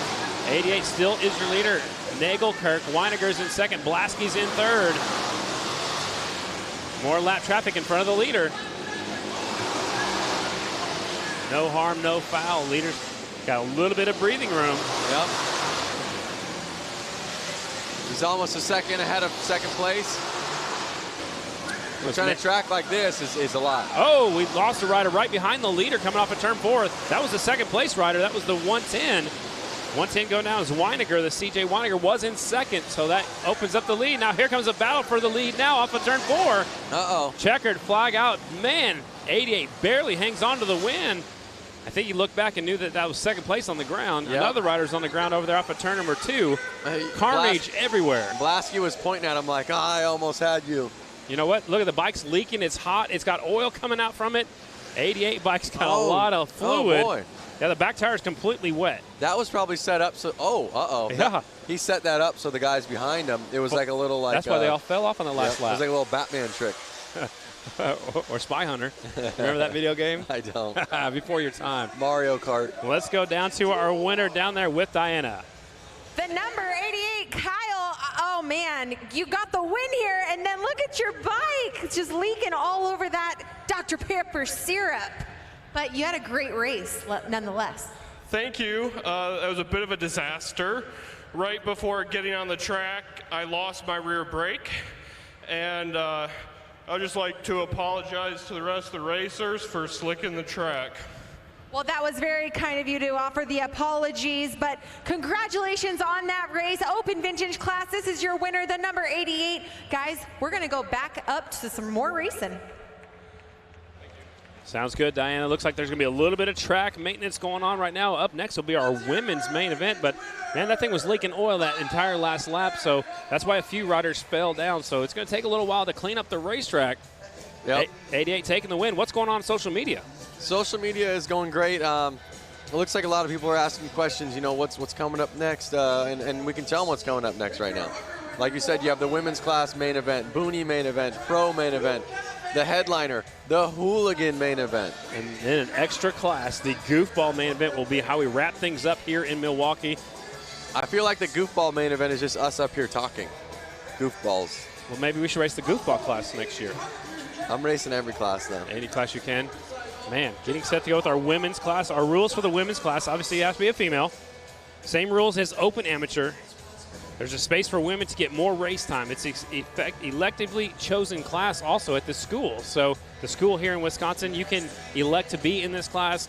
I like it. It's getting more women involved in flat track. Right now, there's just a couple on the Grand National flat track circuit. The most popular is Shayna Texter. She's the only female to win in Grand National competition. So what else is going on Facebook? Chad Mata is saying Hawaii is here with a shaka. Oh, yeah. Boy, I wouldn't mind being in Hawaii right now, though. But, yeah, as you see, still cleaning up the track. He's just got to blot it, like you said. Let's go back to see what Diana's got doing on the track. Yeah, you know, as we're watching this crew work so hard, we're so thankful for him cleaning up the oil mess. We got Tony Perry's right here, and you guys are wondering, who is this man? He is one of our Harley-Davidson Freedom interns, and you're probably wondering, what is a Freedom intern? Well, it's a wonderful program. I'm going to let him tell you a little bit about it. Okay, so the Find a Freedom internship was run worldwide. They picked 8 of us out of 7,500 applicants from over 30 countries. And they gave us all brand new 2018 Harley-Davidsons and just told us to go and find our freedom. And so we traveled, well, 6 of them traveled across the US. I traveled across Europe, and another girl, Charlie, who's over there, she traveled across Europe. She's with Megan, who both of them just learned how to ride this summer. I've been riding Sportsters for years because I love Sportsters, so flat track is where I belong. We're going to see you out here next year then, racing the flat track. Absolutely, I'll have to build something and bring it over. Okay, awesome. So just give a little bit about that experience going through Europe on a bike. I mean, it's pretty amazing that out of thousands of applicants, you just got a bike and got to ride all through Europe. Wouldn't that be anybody's dream job? Absolutely. Like, I mean, I would have said that this was my dream job if I even knew that this was a job, but I didn't. So I used to just say that I wanted to be a chopper builder, but now I want to do this instead. Awesome, amazing. All right, we'll give a big round of applause for Tony. We're so sad to see the Freedom interns go, and they're going to go off into the world here in the next, you know, what, week now. So yeah, thank you so much for all you've done for Harley-Davidson. A big round of applause for this guy, and thank you so much, Tony. Guys, take it back up to you. Sounds good. Thanks a lot, Diana. It's awful cool to have these new programs to get people involved in Harley-Davidson and get people riding Harley-Davidsons and all across the world. Yeah, totally. And like he said, that is now his new dream job. He's already had it, but he wants it again. Absolutely. You know? I couldn't imagine getting a bike and being able to ride through Europe. That'd be awesome. A lot of cleanup going on from that last rider who won the race, but they're leaked a lot of oil. So what they're going to do is they're going to switch up the program just a little bit. Our pro motorcycles are going to come up next. They've got more experience, Lance. I think it's good because the track's going to be a little bit slick out there. So they're sending the pros out next. We'll save the women for after that. It's funny. I'm back here on Facebook. Sorry, I was just looking at my phone. But I'm looking at it because Buck Lynn goes, if they want that cleaned up without any residual, they should use some brake cleaner. And now they all have brake cleaner out there. Maybe they were watching what they were saying. Yeah, so Buck, I think they were listening to you, and but they're cleaning. But the part with that, they got to be careful. If they use the brake cleaner, it's going to take off a lot of the Dr. Pepper syrup as well. So you got to be careful as you take that off. I'm sure they're going to bring your four-wheeler back out here with that Harley-Davidson engine out here and put some laps down to try to make sure it's all equal all the way around the track. Yep, I'm going down there right now to ride it. You're just going to try to do everything. I told you. I already said that. Just signed me up for every class. So we got a lot going on still. We still have a lot more races. Pro main event is up next, and we still about to figure out if we're going to go back to our women's class. We also still have our Hooligan main event, which is what we all came to see, the Harley-Davidson Hooligan class. Goofball main event is how we wrap up tonight's program. And the women's is on here. We just skipped them, and there's your quad. I thought you were going down there. Well, they wouldn't let me. Because you had to stay here. Yeah, they locked me in. Is that why you have handcuffs on? To keep you right here? I'm handcuffed to the chair. Yeah, you're not leaving. You're not leaving. Exactly. So there's the quad, and Harley-Davidson engine in there. It's got a lot wider tires than all of our motorcycles, so he's going out there right now just to try to put some rubber down, try to make sure it's not slick where that oil spill was. So our pros will be up next, then our boonies, and then our women's main event. Then we're probably going to get into our hooligans and then wrap things up with our goofball main event. So lots of fast guys signed up for the pro class this year. There are 6 entries, it looks like, going to make it into the main event. Fun crowd out here at the Panther Arena. University of Wisconsin, Milwaukee is where we're at, downtown. When we were here in February for Flat Out Friday, we were at the arena next door. Brought us back over here. They're building a brand new arena just on the other side of the Bradley Center. Man, there's 3 different choices here. Yep, that's for sure. One of the things, I was back again on Facebook checking out comments, and again, I want to see what you guys want to know. Do you have any questions? Where are you guys watching this from? You know, do you have a favorite bike out there that you're digging? Let us know. You have a favorite rider? Favorite rider. Favorite maybe person on the microphone. Maybe you could just say we know who that is. She's like down there. Listening to Lance. Well, maybe they want to listen to Lance. Lance Corey? Yeah, Lance Corey. That's you. That's me. Hey. Hey. Yep. All right, let's see what Diana has going on down there on the track. I am standing next to Marko Lazarovic. All right, if you guys recognize him, that's because you saw him here in February in the inappropriate class. You're in the goofball class. The reason why I picked him out of the crowd, and I remembered exactly who he was because he has this beautiful cop uniform on, but he also has a really wonderful saying that I love. Say your saying. I said he fought the law, but the law won. The law won. That's how we do it for the goofball class. So we're going to see you here again for Mama Tried, am I right? Hopefully if work lets me off. Yeah, if his department, whatever that department is, lets him off. We got the donut police. He's making sure he hits the donut shop daily. So, guys, give a big round of applause for this guy. We're going to see him in the goofball class here shortly, and I hope to give you another winning interview. Guys, back to you. Thanks a lot, Diana. Having fun down there with one of our riders. He's got that banana in his holster. What do you find out on social media? I've just found a bunch of stuff out there. David Critchon from Wyoming. Evan wants to know how the mono wheel did. I think the mono wheel was on the maybe 3rd place, I think. But either way, he probably had a blast and he left with a smile on his face. That thing was leaning. It had some lean to it. It looked like they were having a lot of fun for sure. Yep, that's for sure. I mean, we're getting a bunch of people out here watching. Evan Krafusky. I want to say Hunter Howell. How did he do? Do you remember how Hunter Howell did? We've had so many classes, I don't recall that name. Yep. Again, they're working in the Dr. Pepper syrup right now with that quad, with that Harley-Davidson engine in it right now, making sure the track gets sticky enough. Pro main event coming up next. And then Robosaurus Rex says, I want to see more of the female flat trackers. We have another women's class coming up, and I believe 3 races. Absolutely. So pro main will be up next, then our Boonie class, possibly the women's after that, then our finale, so to speak, the premier class, the Hooligan class. A little extra encore will be the goofball class. So 5 races left out here at Flat Out Friday, downtown Milwaukee, Wisconsin, celebrating Harley-Davidson's 115th anniversary. Getting things worked in. Big day tomorrow. It's a big day tomorrow. Up on the hill climb. Yep. At noon Eastern. And then we go down to the beach. How about most of these riders are going to be racing all 3. I know the Hooligans are.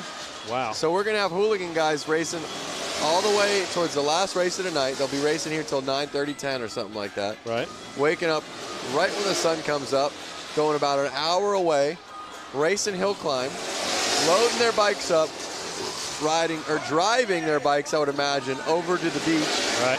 And then racing on sand. So indoors tonight, up on a hill tomorrow, and over on a beach in the evening tomorrow. That's a lot of racing. And you get to call all the action for all 3 events. Brando will be along with you tomorrow, Brandon Graham. That guy's awesome. Yep, that's exactly it. All right.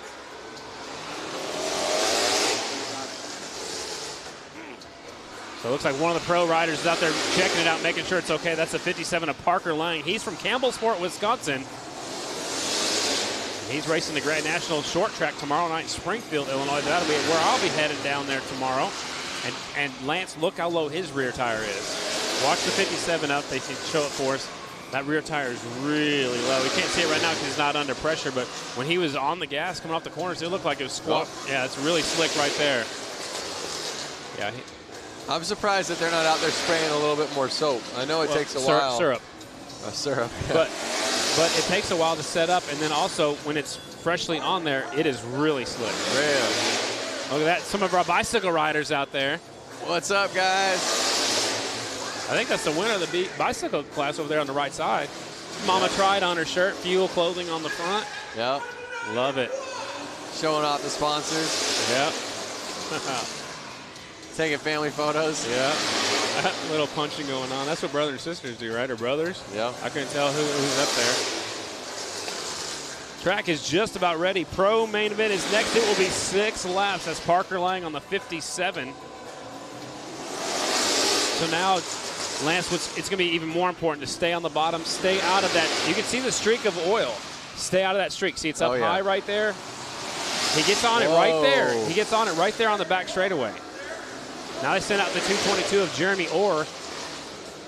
So they got to make sure the track is okay before we turn him loose. That's just so crazy. Well, the least bit of fluid, he hits it right there. See, you see a little twitch in the motorcycle.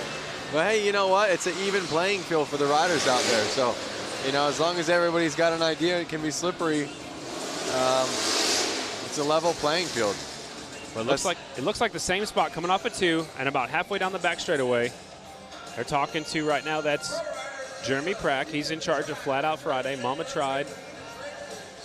And you can see 57 Parker Lang tell him exactly where it's still slick out. The riders in the pro main event, there are 2 riders from Wisconsin, 2 from Illinois, 1 from Minnesota, and 1 from Pennsylvania. Now you can see Jeremy going to check out where the slick spot is.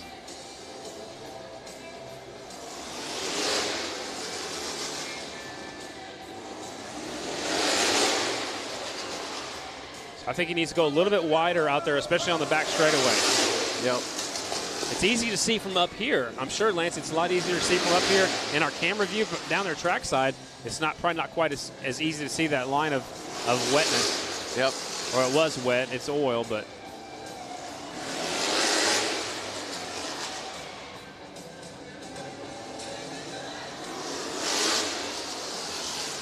They're actually spraying. Look at that. That's Benny Carlson. He's actually spraying some starter fluid. He's doing it himself out here on the front straightaway. So he is in our Hooligan class. He used to be national number 45. Now he's running letter H. So wow, you just saw him kick it, and it looked like ice. It definitely looked like it slid out from underneath him. So the quad rider, he's out there on the back straightaway trying to continue going through the wet spots. Anything exciting on Facebook? You know, people are ready they want to watch racing, you know, and it's coming. Racing is coming back. They're going to make the track safe, and we are going to get underway. We're going to get to be able to see pros race, boonies race, women's race, and again, the hooligans. And then a little bonus feature, the goofball class will be up last. Yep. There's the 222, that's Jeremy Orr. He'll be racing tomorrow night down in Springfield, Illinois. You can see all the track maintenance right now talking about it. They're stressing to get this fixed. Oh, yeah. They're down there doing the best they can. They got to do everything they can to make the track safe for our competitors. And so we can put out a good show for you fans, too. We don't want to see these people crashing. We want to see them duking it out in a fair race. Yep. So it looks like we're going to see 4 lap mains. They're about to get going. You see them holding up a 4 lap mains. And, you know, you better get out front. You better make it stick. And you better win. You better get a good start. Yep. You can't be slacking on the start. You got to get in the first corner first if you want to battle for the lead and battle for the win. So a 4-lap shootout. These are like, that's how long Dash for Cashes are normally.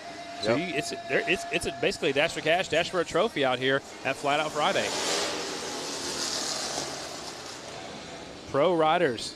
57, that's Parker Lang. He won our heat race. 222, scheduled to start second. That's Jeremy Orr right there in our screen. Now he disappeared. 229, Kyle Weiss from Green Bay, Wisconsin. The 28, that's Blake Vincent from Bloomington, Illinois. And the 25, Shay Knuth from Bloomington, Illinois. And the 48, Cole Feely from Stanchfield, Minnesota. And he is on that Vanilla Cycles Honda. So there's your lineup right there again. Feely on the 48, Knuth on the 25, Parker Lang the 57, Jeremy Orr 222, Blake Svensson on the 28, and the 229, Kyle Weiss on that Honda. So again, 2 riders from Wisconsin, 2 from Illinois, 1 from Minnesota, and 1 all the way from Pennsylvania. Pro main event. So I'm sure they're going to give him a few laps to check out the racetrack, make sure it's safe. Here comes Jeremy Orr. There's 57 Parker Lang. You see Jeremy reach down there with his hand in his glove. He cleaned off the tire because they've been sitting over there where the bikes go on and off the racetrack collecting a little bit of dirt. The tires are tacky, they're sticky. He wants to make sure that tire's clean. You want to pick a winner in this one, or? Oh boy, that's tough, but I think I'm going to pick 57 Lang. All right. You can't pick him now. The local rider, you know, he's on his game right now. 222 is a very aggressive rider. I watched him at the Ice Racing Series. I watched him on the Grand Nationals. 222 will be up there. Svensson is also another ice rider, the 28 bike. He'll be up there to the front. I mean, there's 6 of them, and honestly, I think any of the 6 can win. Yep. Ooh, he's smiling ear to ear. That's a 229 of Kyle Weiss. And like I said, a lot of these riders are making their way down to Springfield, Illinois for tomorrow night's race. They're telling them one more time, it's a 4-lap race, 4-lap pro main event. They're waiting for the 48 bike to get his bike fired up. It is now started. That's Cole Feely. Here we go, 4-lap main. That's what we've been waiting for. Pro-wise, light turns green, 57 grabs a hole shot, and they go wide. That opens up the door. Svensson in the lead, the 28 bike, your new leader. Oh, Svensson, stacking him up over there. Let's get him go. I want to see a green flag. New leader out front now is the 229 of Weiss.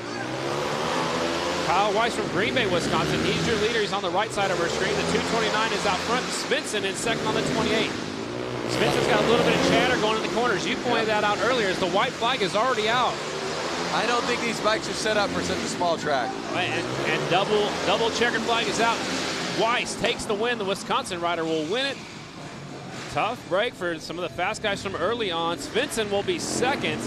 Nice wheel stand by the 229 of Kyle Weiss. Just like you said, anyone here could take it. And that was kind of a shock, but Kyle Weiss, again, Wisconsin rider taking the win. Svensson second, Feely is third, Parker Lang is fourth, Shea Knuth is fifth, and Jeremy Orr, the rider that went down, will be sixth. There's the look at the finishing order. Weiss, Svensson, and we'll look at the restart right here. It's very important. Parker Lang had a good shot. He gets in the corner, but he gets in too deep, and they just can't get turned right there, and it takes 3 fast guys up to the high side. Svensson had the lead for just a moment on the 28 bike, and then what happens here? 229. Oh! Gets pushed wide. That was a nice move right there. That might be the move of the race. A nice clean move by the 229 to take the win. Up next, what do we got here? Our Boonie main event. This was the jump's back on the track. Oh, the jump's back. Now you want to get back down there, don't you? Let me out. This was one of our biggest classes. The Boonie rules must be a pull start engine, a rigid frame, and full AMA riding gear is mandatory. Your starting lineup looks like this. 01 is Brent Hankey, 35 David Kilkenny, 30 is Jason Warnke, 101 JJ Flaherty, 99 Adam Munzinger, 75 is Jacob McCutcheon, 13 Ben McGinley, 24 is Alex Polson, 142 is Holbus, who's been having a good night so far, just hadn't had the results. 7 is Linsowski, 76 is Oliver Peck, and the 777 is Mascari. Here we go. This is going to be an exciting one right here. Look at them warming up their tires, getting ready to go. We're going to see any wheelies off the bat like we did in the semis or the we had like 4 of them, didn't we? And we saw wheelies in almost every one of them. Yep. Centrifugal clutches, so there is no hand clutch. They got to, just grab a handful of throttle and hope that thing gets going. You can see some of them might start running. The rider in the back's trying to get the crowd fired up. I love it. Boonie, main event. Staged up and ready to go. And they're off. 0-1 from the inside, grabs the hole shot. 45's on the outside. Well, that's Flaherty, but he's normally 45. Yep. He's got a different number on this Boonie bike. 101, your leader. They all passed the jump on that one. I would too on the first lap because they're all bunched up together. Look at that, leader sliding into the turn number 3. Oh, he's hitting it. See, now it's getting to the point where they're wanting to stay on the inside line. Yeah, the shortest way around. Yep, but they're having to hit the jump. So it's actually, now that all the fast guys are out there, they're having to hit it. Third place went over the jump. Yep. Battle for the lead, 4-lap main event. Flaherty, here comes a 0-1 up the inside. Checkered flag is out. JJ Flaherty takes the win. There it was. Kilkenny second. Hankey is third. McCutcheon is fourth. What a race right there. Kilkenny's got that bright green on there. Kilkenny's going back to his motorcycle. Look at that stand-up wheelie. from your winner, J.J. Flaherty taking the win. Kilkenny second, Hankey's third, McCutcheon fourth. Warnke is in fifth. Let's look at the last lap. Last corner. J.J. swings wide. Here comes the 0-1, sticking a wheel up the inside. Not able to make the pass. And Kilkenny gets that second spot away right there and come to the line. Love it, man. They need to just put a whole row of those wooden jumps, like a forced whoop section. Yeah. They have to go bop, bop, bop, bop. That'd be interesting for sure. Up next, what we got here, our women's main event. We had 4 entries in this one. We got a KTM, a Vor, a Honda, and a KTM. So 2 KTMs, and your riders are the 11 of Hannah Lang. We saw her win the women's hooligan class earlier. 08X Kristen Lassen, Lady Lassen on the 08X, 08 Zaria Martins. So she borrowed a bike from Zaria, and the 17L Leah Orloff, and she is on a Vor. You heard of a Vor? They had those quite a while back. I have never heard of them. I actually was thinking it was misspelled something on them. Chris Carr actually rode a Vor back in Grand National competition. Okay, so it's that flat track looking bike right there. Yeah, there you go. So we got 4x4, 4 laps, 4 girls, and they're about to start. And they're off. 08 grabs the whole shot. Zaria Martins will lead them off of turn number 2. There they go. And the green flag is out. Looks like she's got bark busters on there. I think that's a good move. You know, like you want to go trail riding? Yeah. That's a little, intimidates your fellow riders out there maybe. Halfway flags are already out. It's Zaria out in front. She always has a big following on her up here. She's from Fond du Lac, Wisconsin, just up the road. Yep. Zaria out in front. On the gas, white flag is out. 1 lap to go. Last corner. Here's your winner. Zaria Martins will take the win. Nice ride right there. She was impressive. Lady Lassen is second. Orloff is third, and Hannah Lang is fourth. Yep. 9.1 second lap time for Zaria. So not even a second. The pros weren't a second faster. Is that correct? I missed the pros, but wait. I know for sure our open amateur was 8.67 for sure. So not even a second. Not even a second. It's going fast for sure. Zaria Martins taking the win. Lady Lassen second. Leah Orloff is third. And Hannah Lang, who won the women's hooligan class, she will take fourth here in our women's class. It's time for our main event. It is. Time for Hooligan. Hooligan main event.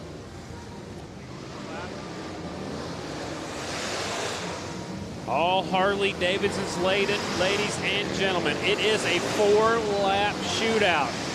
So if you didn't win your heat race, you're starting further in the back. So remember, you had to win your heat race. If you didn't win your heat race, you had to win your semifinals. So all these riders have won a race.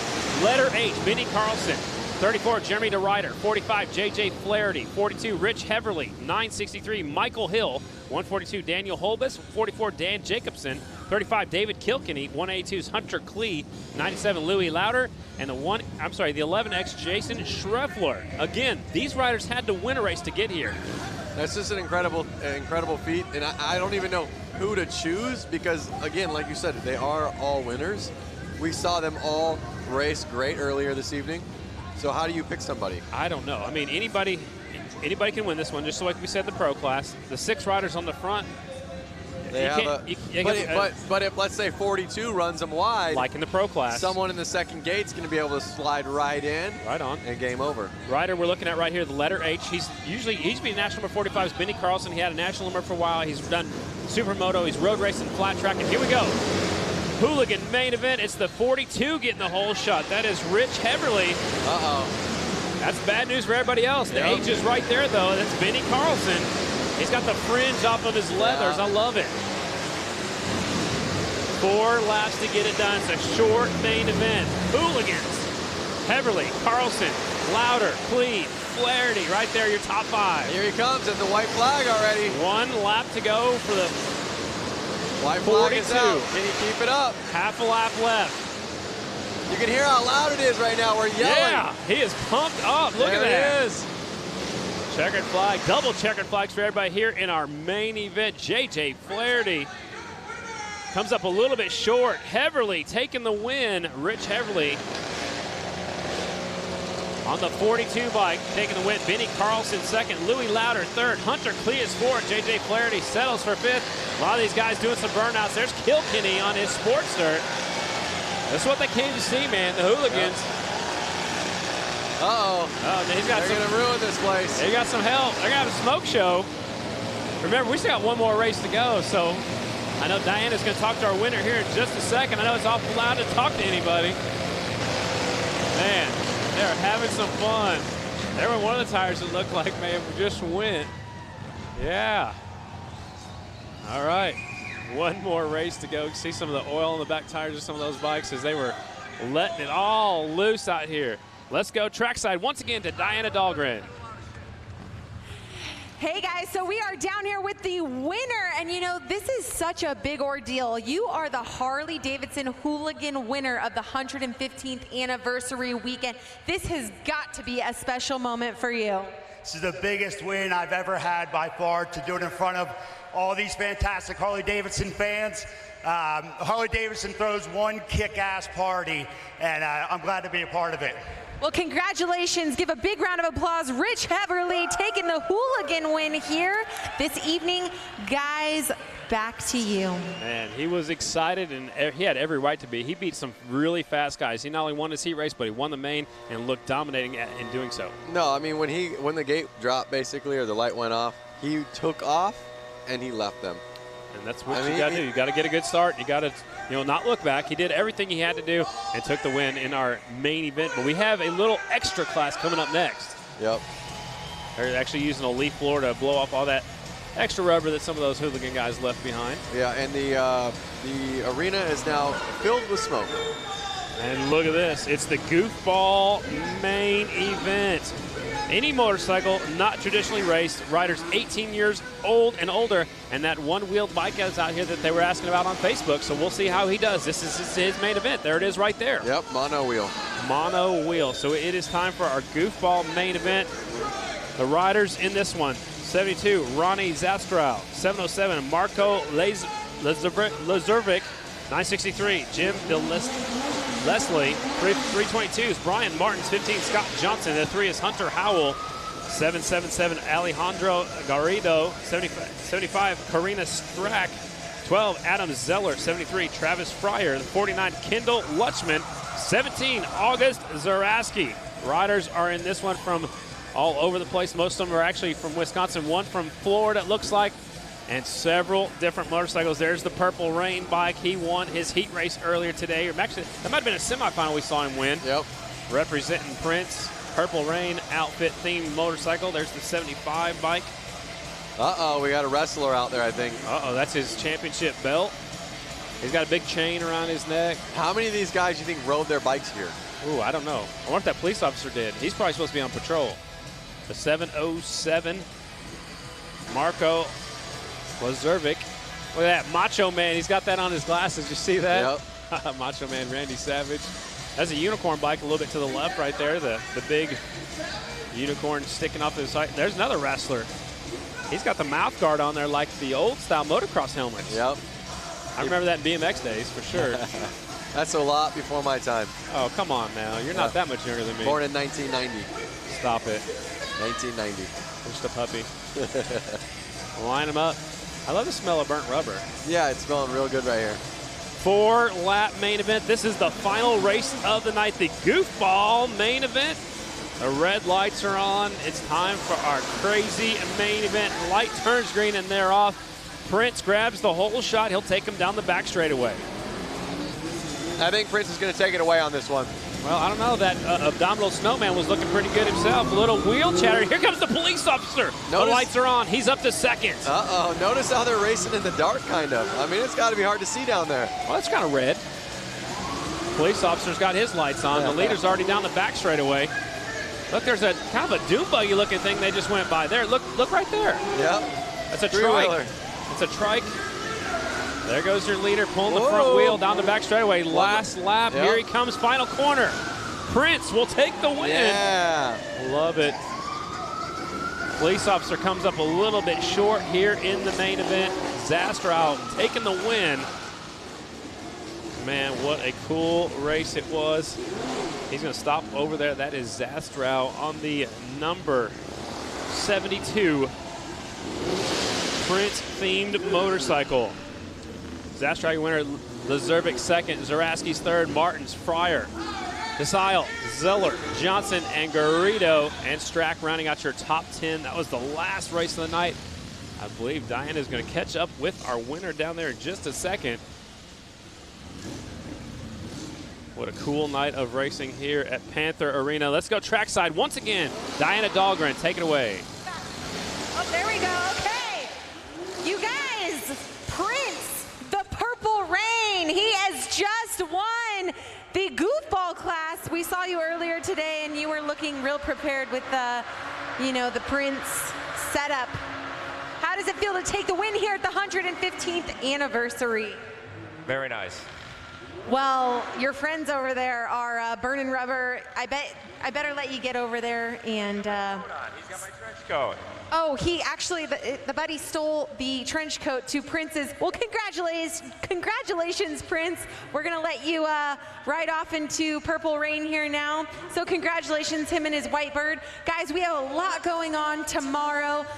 Scotty, Lance, tell the fans all about it. Man, what a great night of racing here at Panther Arena. But tomorrow, the hill climb at noon Eastern. Tons of great action, great passes tonight, great racing.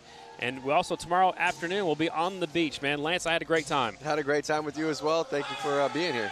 That's it for us. For Diana Dahlgren, Lance Corey, I'm Scotty Dubler saying good night from Milwaukee, Wisconsin. Thanks for watching. We'll see you guys tomorrow on the hill and then tomorrow afternoon on the beach.